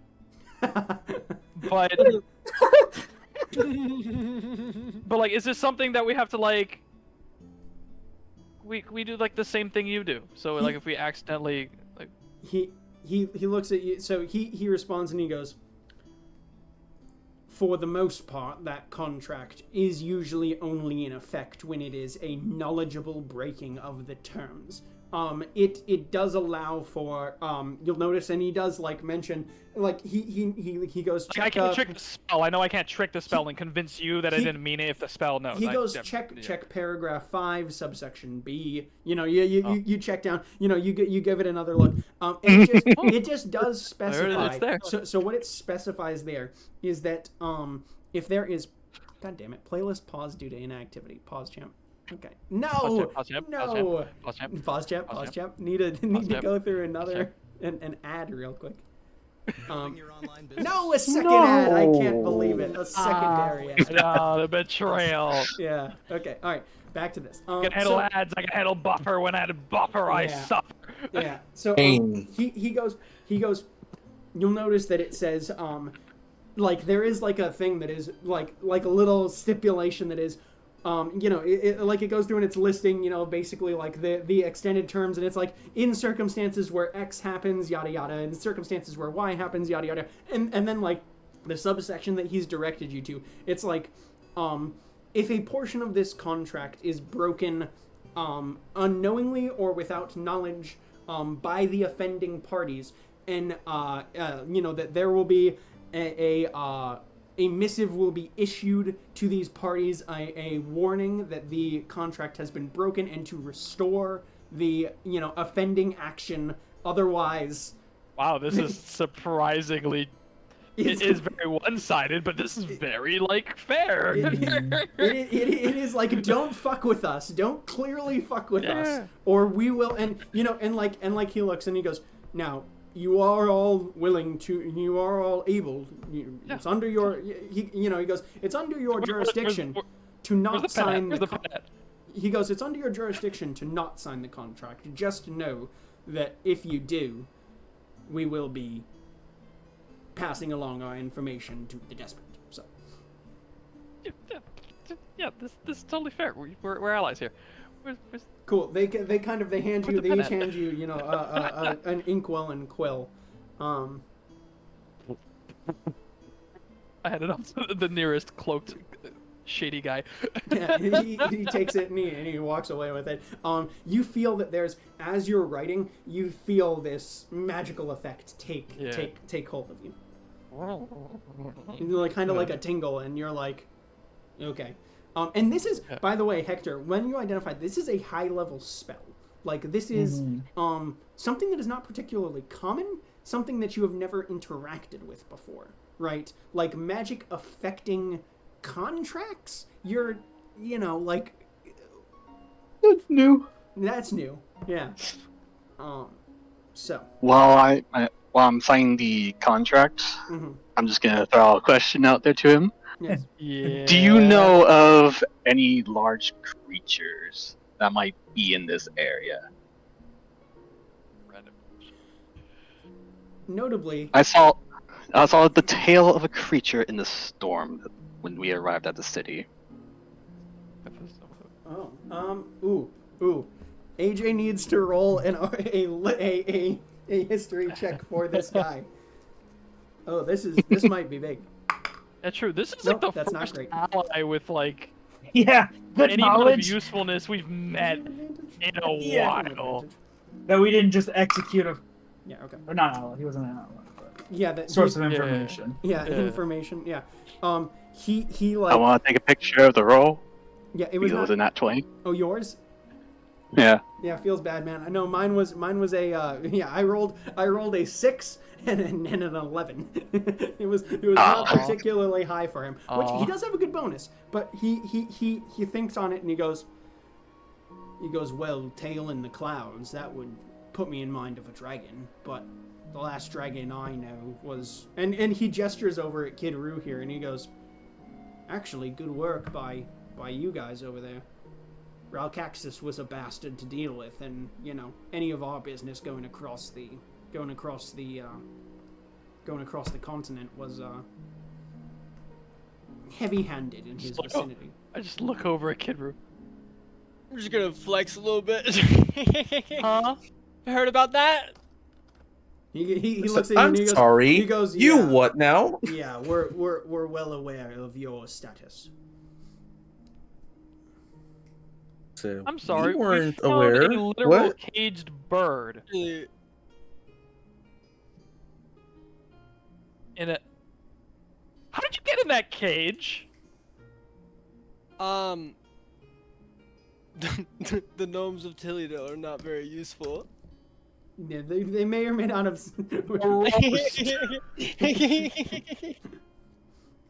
weren't the most helpful in a spying mission. So you're saying that the guard at the gate was right about you? What was the? Oh yeah. Where he's like, let me keep an eye on this guy. What's this guy up to? Where's he? Where's he been?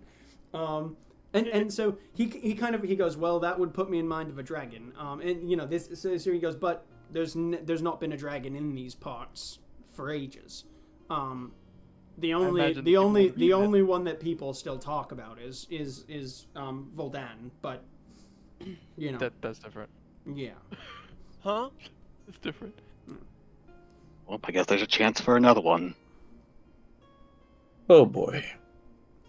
Since I literally saw it today. You feel Was that today? Man, this has been a long day. It was today, wasn't it? You feel weird. Roll an insight check here, Ariel.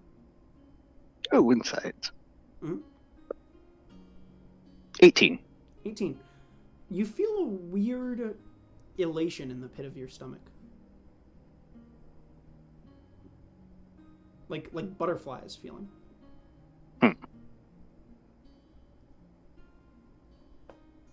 You good? butterflies in my stomach after saying that. Don't know why. He kind of It's nerves. he hears you and he goes, like the fist of the past. He takes a look down at you guys and he goes, well, everyone signed their contract at this point. DM is asking, or is Kidaru still waffling about it, or? Still not so sure. I'm not really convinced. Like, so he total fair terms here. Look, and I go over with him. And I'm like, okay, so this is stipulating this. This is stipulating this, right, Tick?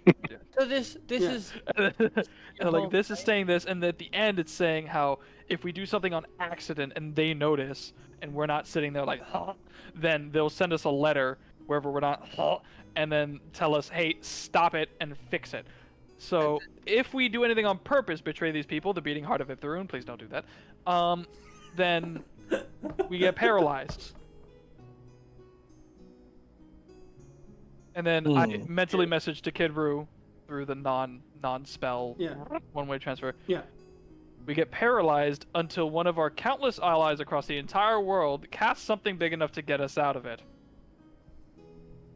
So if we're gonna screw with them, what we do is we just do it next to some of our friends who know magic.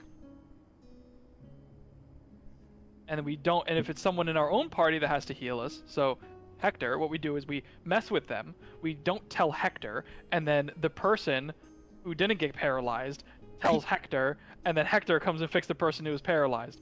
Or I charm myself again, long story I'll tell you later, and then I do it, but I didn't do it, other me did it, me that wasn't signing the contract. Don't worry about it. Sign the damn contract. It's fine. I'm gonna put my trust in you, John Jack.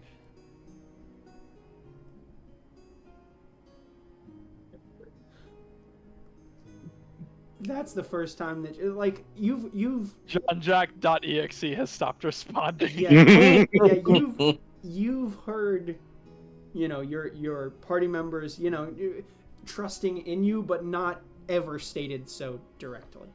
This is the first time in a long time you have a flashback to a moment with someone that you once considered a brother. Yeah. And then I'm going to sign the contract. Brilliant. All right. He looks down and he goes, well, seeing as that's sorted, we don't really have to worry about it anymore. Yeah, I mean, get back up there, do your due diligence, and get hippie to hop into work. We'll be basically trying to make things as confusing as possible for the gods and for the information that will be being relayed here about this upcoming war. Quick question, big man. Yeah. Our cleric tracked your pickpocket. Yeah. How did you get past the walls? That is honestly the biggest hurdle for us right now, as far as I know. The walls. Oh, well, that's relevant information. He takes a second and he looks and he goes, okay, so for the tower itself, we've tried to get into it a number of times. Yeah. It's doable. It's hard. I do notice in here, and like he gestures with the journal and he goes, which, by the way, thank you for your use of it. It proved helpful. We'll try not to steal it from your pocket again, unless we need to steal it from your pocket again. And he tosses it down to Ariel there. And he goes, please put that somewhere better. And he goes, he goes, we noticed from this that you guys do have some sort of map thing that you've noted in here that you guys had purchased to find your way in there. That'll probably help, because we were just basically trying to, sneak people through the front door, or through, the sewer system, which the sewer system's doable. But we've generally run into issues with, there have been, a number of reinforced grates that we haven't been able to find our way past, but it's, Reinforced grates? Yeah, reinforced. We have a reinforced captain. He goes, look, man, I've got access to a number of, magical spells. It seemed to be a bit of trouble. So even then, huh? Even then. So that's generally so the tower. Hard to get into, but your map might be able to help you. There are if there is that those sorts of maps, I've seen them before. They generally seem to have they can pick out a hole in the wall, that's just in the middle of that no one would have expected to be an entry point. It can pick out entry points like that. You know what I mean? Can any of us turn into a fart? Like even, huh? Sorry, no, I'm thinking like, can any of us turn into a fart? It's like it can pick up, a tiny hole in the wall that's been burrowed up by a rat 600 feet up. That's what those sorts of maps can do. By a what? That's been burrowed out by, he said by a rat. A number of, they could pick out holes like that. He goes, I don't know if there are any. You found the right rat fuckers. He looks at you for a second, and then he clocks it, and then he goes, oh, yeah, Shandy's got a foul mouth. Honestly, yeah, that's putting it lightly. Honestly, I'm surprised she keeps you her might cover call me a half the bard, time. but I got a different type of pipes that can help out in this situation. Hey, look at Jean-Jacques. I'm going to choke you with that hat. I pull out the pipes of the sewers. What? Don't want us. What? So he like takes a look down at you guys and he goes, well, I mean, if there's, now to be fair, if there's some in there, we haven't found it, but there might be. So Alright. you might give that a look. See, as for the exterior wall there, the anti-magic field that they've got going on is localized simply around these, like this radius around the wall, right? So generally what we've done is, you can get by it quickly if you take a certain, timing of the guard rotation. You can launch, actually, there's one of the buildings nearby that they haven't clocked that's, it's high enough that you can jump off, jump to the thing and run across and quickly get over the other side. Now, it does ping the anti-magic field, to be fair, but there's no tracking component to this. This is simply a anti-magic happens, whatever the spell is dropped, and you are out of there. They need another wizard or something of that sort to be able to track you from that outer wall. So it'll hit you with the anti-magic, but it can't. There's no alarm spell on it. No, you are. It does. It triggers. It anti-magics. Oh, okay. It pings it. It doesn't ping you. You are gone. Right? And they haven't covered that yet. Haven't covered it yet. It's the exterior. Yeah, no, it's there. I don't think so. I don't think that they've cottoned on to the fact that there are people that are fast enough that can get across this without their guard shift catching them. Do you think it's a raccoon? Your guess is What as do they good as think it mine. is? Your guess is as good as mine. But there's a certain amount of, I think, I don't want to say leniency, but laxness with these. There is. I don't think that the despot is all that worried about protecting anything outside of her own tower.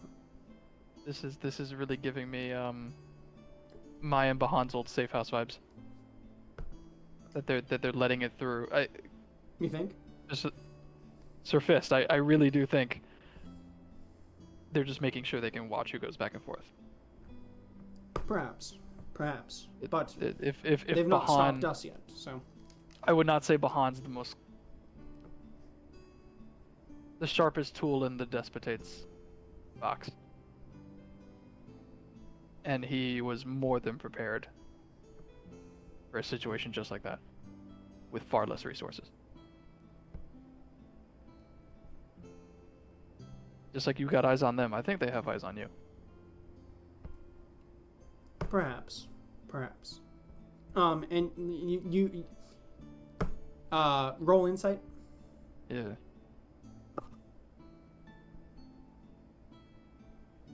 Uh, 28. He doesn't seem too concerned. Like it ping like because he'd be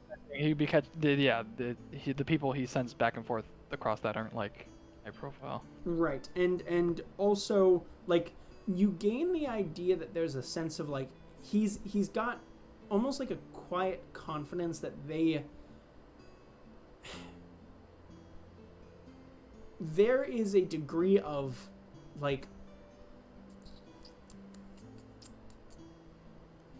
he doesn't seem that worried that they will punish him for it when you mention it.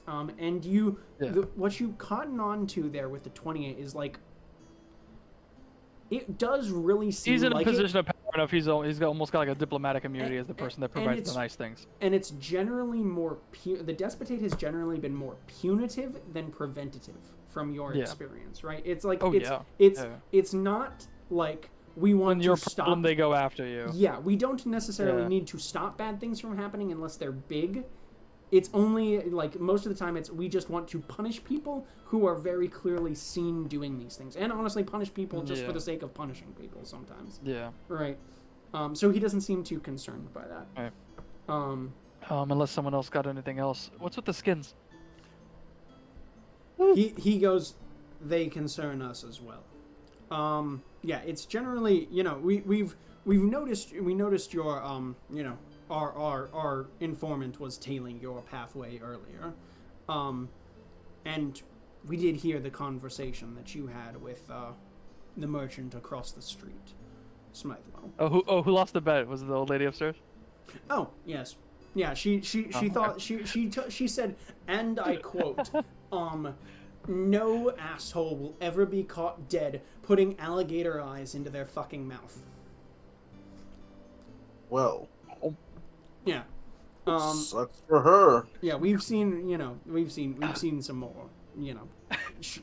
We've seen some shit. I think that she was not too concerned about it. Anyway, what this conversation that you had with Smithewell regarding the skins there, it does generally seem just like they've been there are multiple stages of this, as it seems to us. We know that they're doing currently they seem to have caught a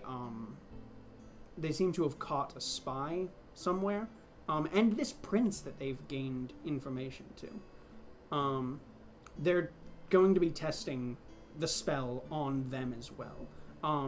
We've seen currently 3 different stages so far. We don't know if there are more that they are working on.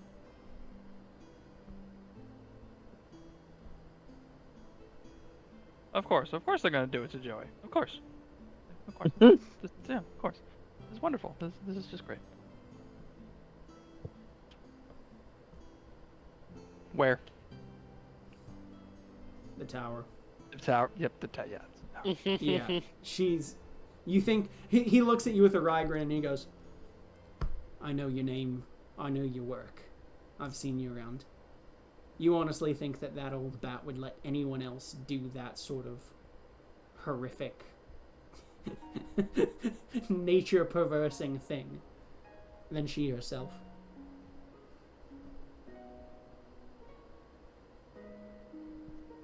Unfortunately, she made me. I'll tell you what the 10th side of the tower looks like in 2 days. All right. Well, enjoy. Like we said, we'll try and keep. You know, he gestures back at himself. He sheathes the dagger back, and he hops down from his throne. You notice that as he does, he kind of he jumps and he plants his feet on this is a raised dais throne. He walks down the wall. Like Spider walks down the wall of the dais, jumps off at about 10 feet from the ground and does a handstand somersault sort of thing towards you, very clearly being extra, and plants it and goes, now, I do try and keep myself in a position of power, but I also make it my business to do good work. Can't do our work if everyone's dead. I sense that we've got an understanding here. And so he just reaches out his hand towards each of you guys. Yep. Shake his hand. Shakes it. Yeah, shake too. I'll shake it and say, can I have the great healing potions back, by the way? Oh, yeah, actually, hold on. They've got your stuff. Yeah, And the journal. He goes, He tossed me the journal. He got the journal back. He goes, to be honest, our little you know, our little spies mainly just grab whatever they can grab. And whenever they've got something notable, they usually come to me. He gestures and like one of the people walks out of the shadow. You see that same ginger-haired thief that you had seen in the vision, who hands over all of your guys' stuff back, actually. So you can mark that back in your guys' inventories. Okay. And the gold back to Kidru. So I think we decided it was 200 I mentally count it. Yeah. All good. Count all there. Did not steal anything. Yep. And he just goes, we'll be running interference on the surface. We'll be trying to make things as confusing for them as possible, but yes, know that they will have the information that this war is coming by tomorrow morning. There's nothing we can do to stop or silence that. What's the source? Full cavalcade that's coming in right now. And he goes, and they're incredibly well armed, incredibly well staffed, and incredibly dangerous. Before I walked into the city, I would not have believed you.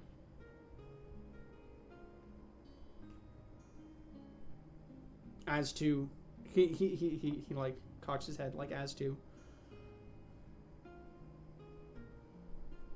The only time I was ever brought into the city, I was unconscious, beaten to an inch of death. I only ever saw the outside. The people out there, they don't have an idea what's in here.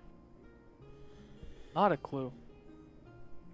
He goes, the surrounding world, you know, it often doesn't understand the cruelties of people who seek cruelty.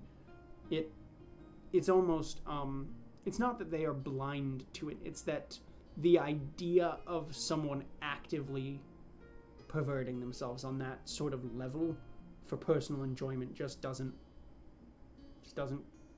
cross their minds. Until you see it. Until you see someone who's ruined the sky, ruined the land, ruined the earth, ruined the people, ruined the country. Is Baron Abimbalo in town? No. Still out of town, unfortunately. He goes, however, actually, mentioning that, do you guys by chance know where your compatriot went that you guys had just run into, that orc? This he thinks for a second. This Requiel. No. Departed us pretty quickly, honestly. He was carrying a book that was of interesting information to me. Oh? Yeah. Recovered spell book of long ago. Interesting. Can't say he told us too much about that book. We freed him from the cage and stuck around for a few days and was... He did tell me a little bit. He did? Yeah, just all heads. We hung out in the cage. He looks to you and he just goes, if you would be willing to share, I'd love to. An ancient book. The only relevant thing that I remember would be he told me that he was looking for, like, he found one ancient artifact of his family or something like that, I believe, and he was looking for more. Yeah. He goes, oh, thank you. I believe that was what we... Yeah, this book, he looks over and he goes, it was connected to a society from long ago. I don't know if you've heard of the orcish city of Igramesh. Sounds familiar. Not a clue. Anything to do with talking crystal axes? He kind of grins for a second and he goes, yeah, there was some connection with these sentient weapons. We still haven't scoped it out, but there was a bunch of them that went missing in Pastab. Indeed. We never found any leads regarding what happened to them. Okay. Well, if you guys gain any more information about that, let me know. I'd love to know more of this city. He kind of gestures at himself and he goes, heritage has always been important to me. Fair enough. Can understand that. All right. Well. This side quest is driving me nuts. Man, he's like, this is so interesting. I want to do something about it, but there's so much other things going on. Yeah. He goes, very well. Yeah, well, enjoy yourselves. Come up with a plan, and we'll see what we can do there. Just, be warned. Whatever way you find in, if it's something that they're aware of, it's probably gonna be guarded in some way, shape, or form. So, be ready, be prepared, be willing to fight, and be willing to see whatever they've got cooked up. Because I've having never seen the inside of the tower myself, it'll be it should be problematic. All right, and he kind of waves and he goes, "Enjoy your night." And you see him gesture and he goes, Judy, come along. And you see the sort of half elvish ginger boy follows him and they begin talking in the distance. You see them conversating in a low voice. See, that went well. Suppose so.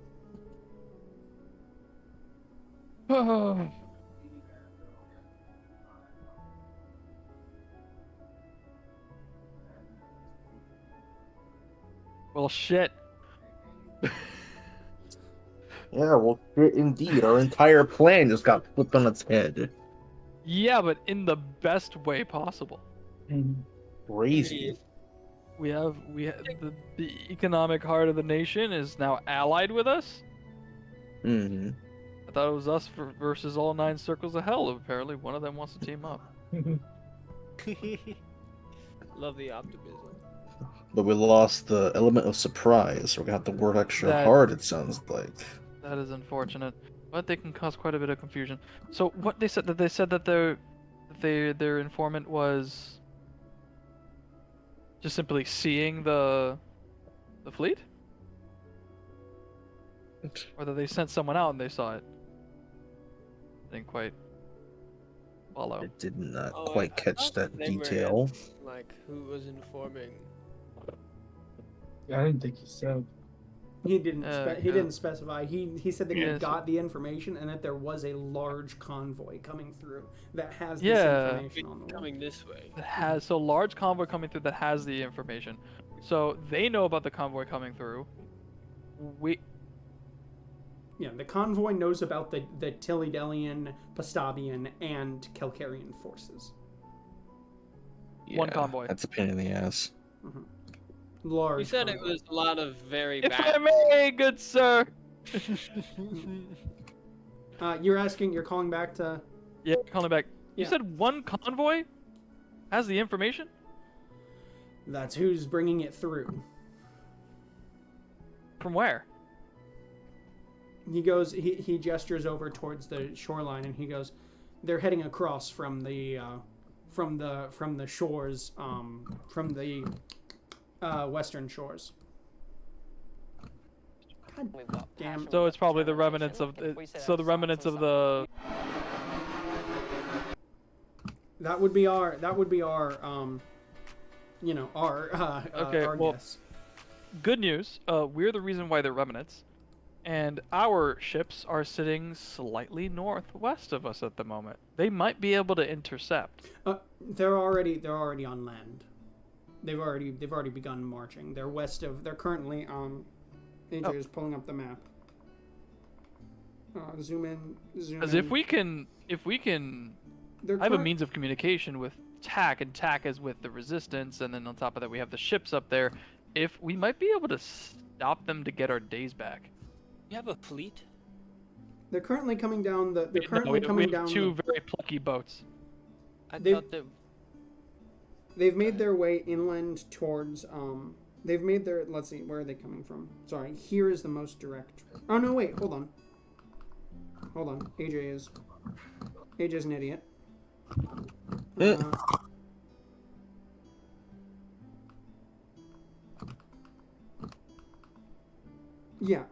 okay. So, yeah, they're just coming across from the nearest uncontrolled port. I should really move this. Sorry, my bad. AJ looked at the map and went, "Oh wait, hold on. Why do I have Epomar as a coastal town?" I'm like, that 100% is not on the coast.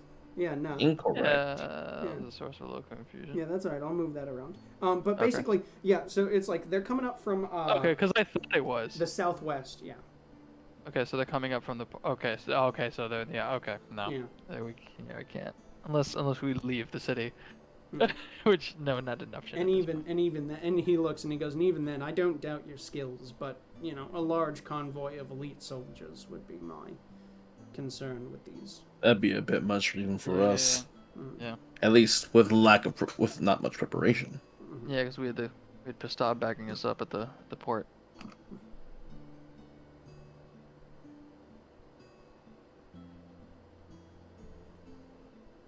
All right, thank you. Indeed. All right.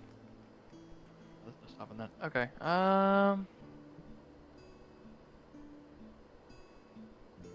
Roll me a history check here. Yeah. So we have until tomorrow. Well, until would the be to information get gets those guys, yeah. Yeah. Or until the information gets here. You said history? Yep. I gotta start taking proficiency in this shit. Okay. Yeah. 16. 16. Oh, 16. That's still pretty good. So with a 16, you think back to that same note that you guys had received about sending more soldiers. Yeah, and it was you. So wait, we beat them here. Well, it does jump out to you that, like, not only so this may not necessarily be the soldier contingent, but like what jumps out to you is like, hold on.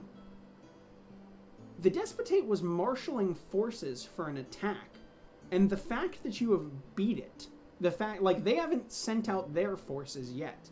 You guys have beaten their attack to, like you guys have marshaled the defense forces before their attack could even commence, right? So the fact that you have marshaled these forces so quickly means that we are no longer fighting on, like, their invasion terms. Like, even if the the information getting there tomorrow gives them time to react, but it doesn't necessarily save the situation. But... Yeah.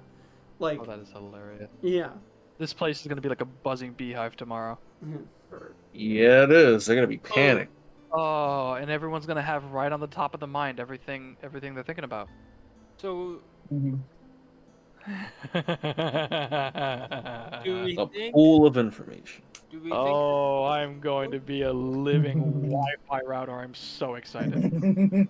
Oh, I'm gonna blow all my spell slots on Detect Thoughts. This is wonderful. Do we think that tomorrow would be the best time to try and save Joey then? Yes, which is the downside. Yes, that's the part that makes it least amount of time to plan, and we would have to skip out on getting as much. So the choice is skip out on getting some information to aid in the coming battle, or save Joey, or skip out on it to save Joey, or risk Joey and the prince, by the way, which by the way is here, and apparently experiment number 2. Yeah, it's probably a pro. So wait, what did you say, Kidru? The prince? Oh yeah, there's this missing prince of Pastab. Long, confusing story. He's also. So we're not just here for Joey, we're here for Joey and the prince. We're already good friends with the Kingdom of Pastab. Depending on how things go, this guy might be putting the king in Kingdom of Pastab, so we should probably help him. Yeah. I think the guild could get more information than the 5 of us. Yep.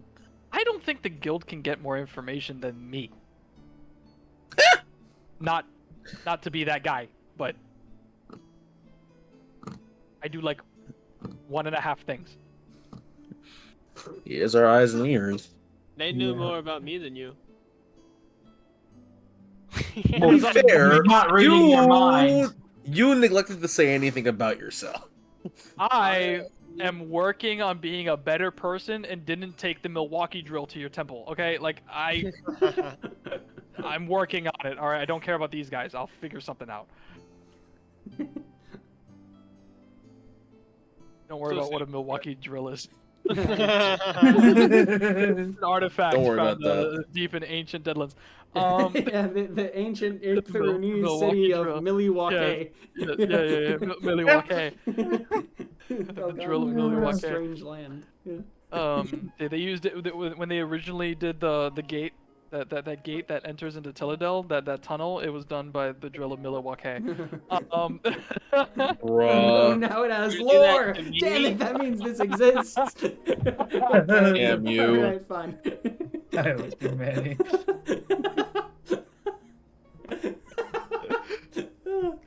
Just another word with way too many apostrophes in the long lexicon of Iptharuni's history. Yeah, exactly. Just more apostrophes, man. Mhm. Oh god. God, I love it. He's too proud of himself for that. Oh jeez. Okay, no, we'll do both. We'll do both. As people are coming in and out of the, we'll skim off the top. We'll get the cream of the crop, and we'll get information on all of the above. Surely there's good information in the tower, right? I mean, In the tower? Okay, no. I'm not Is even that- at the part of the plan where we're in the tower yet. Okay, I'm just- That's most of the problem. The rest of the problem is everyone in the tower. no, but my point is that it solves the problem of having to choose, because that's where he is, right? That's where they are.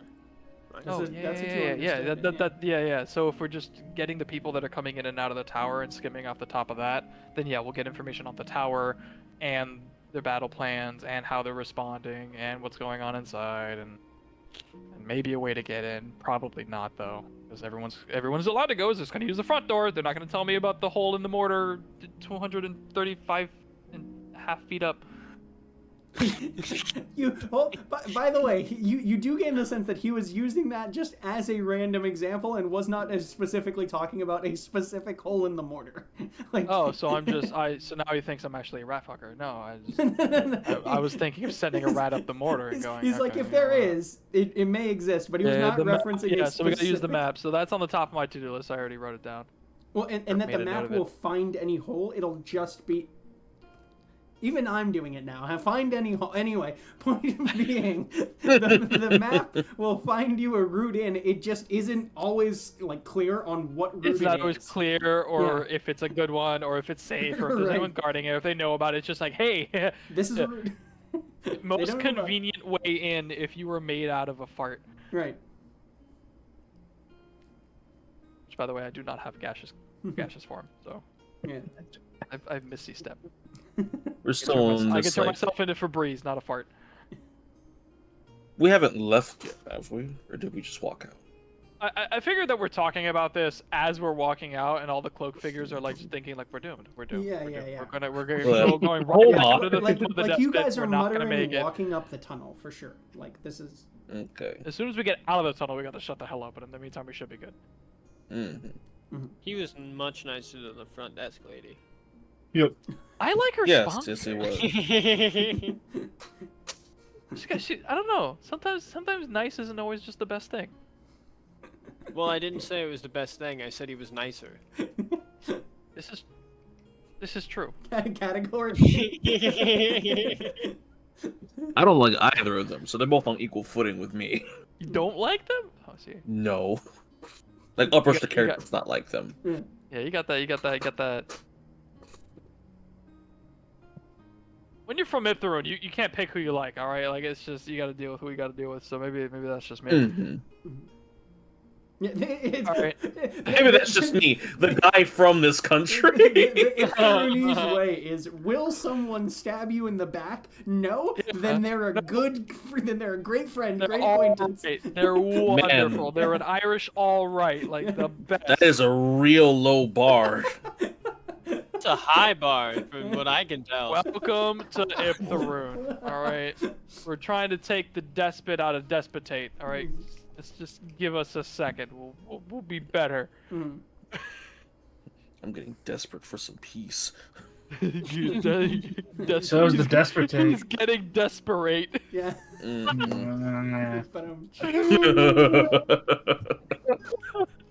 I hope they still can't hear us. You probably can. I hope they can. It does Echoing echo a little the bit. Yeah. Iptharoonies desperate.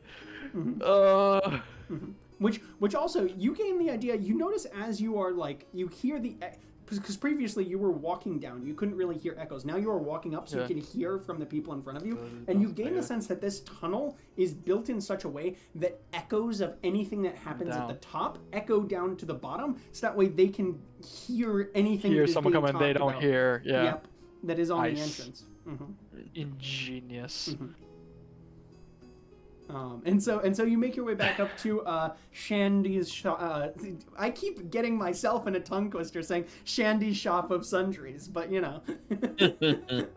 And so she's sitting there and she's like, "Welcome back, you degenerate bastards," you know. Like, it's like you know. Aren't you the shopkeep of this place? Yeah, but because as soon as she found out we weren't customers, like, what's she gonna use her customer service like attitude for? I introduced Definitely myself as a customer. She's got a problem. Maybe she just thought you were lying. She's like, to be fair, I will still sell you books on whatever nonsense that you want to read about. And to be fair, not nonsense. I will admit I get into them myself, but I will sell you books on whatever you're into. I just, I also can spot that you're a bunch of total dipshits. You know, I calls them as I sees them. I like her now. Well, way to judge a book by its cover. Yeah. Great. She looks at you, and then she looks at like Kidru and Ariel and Hector Barbosa, who are like very clearly like, oh, we are not from anywhere around here. She's like, look, I don't know what lie you peddled to get through those gates, but you must have done it pretty damn well, because you guys look like you walked out of one of these books, to be honest. Like, Exactly. Soon we're gonna be heroes of the nation. Keep an eye out for the fanfic, and I dip. It's called being iconic, lady, and I flick my hat. She goes, if I write it, I get copyright.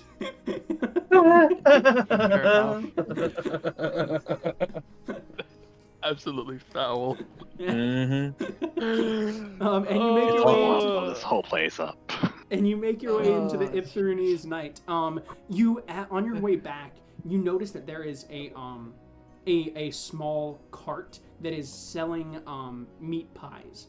And highest passive perception, Hector Barbosa, you notice that there's a little girl who has made her way onto the roof of this sort of cart. And as they are selling it, kind of reaches down and grabs a meat pie, and rolls back over onto the roof and then takes off. You notice that there's a man in line who's watching her, kind of grins to himself for a second. The shopkeep turns back around, notices, and goes, "Oi, you stole!" And he goes, and like calls a set of guards over.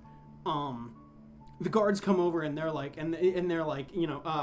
look, return it, you little fuck. And he goes, I ate it already. And wait, you caught the girl? The dude who was first in line distracting for the girl. Yeah, is clearly, and you gain the sense, and they start like kicking the shit out of this guy. But he turns and he looks, and there's this girl standing in the shadows looking all scared, small girl, 5'6", clutching this meat pie. And he just kind of covers his head and goes with the blows. Clearly taking a beating, and they kind of walk away and they go, that'll teach you next time. Clearly taking a beating for this little girl. So, I got some slots. I'm not sleeping tonight. Show them what hell looks like. They brilliant. DM loves that. Okay, so the you hear the right. I'll get it handled. Yeah, I'll do some. I'll stick a fucking nail in his boot, boss. You think I won't? I'll put a nail in his fucking boot. I know you will. And they like go off cackling to each other as I they love you, as they you follow little them foul creatures. as they follow them into the night. This moment of happiness and laughter underneath the underneath the bookstore, and then coming back out, this amongst yourselves, this moment of, despite how horrific the beating is, this them very clearly, the guards very clearly just wanting to find a perpetrator and punish them, and the man standing up for this little obvious street urchin stealing for food. There is good here. It's not always prevalent, but there is good here. And it is on you guys, the bearded dragons, to help save it. And that is where we'll end tonight's session. Catch you next week. See you all next Wednesday. And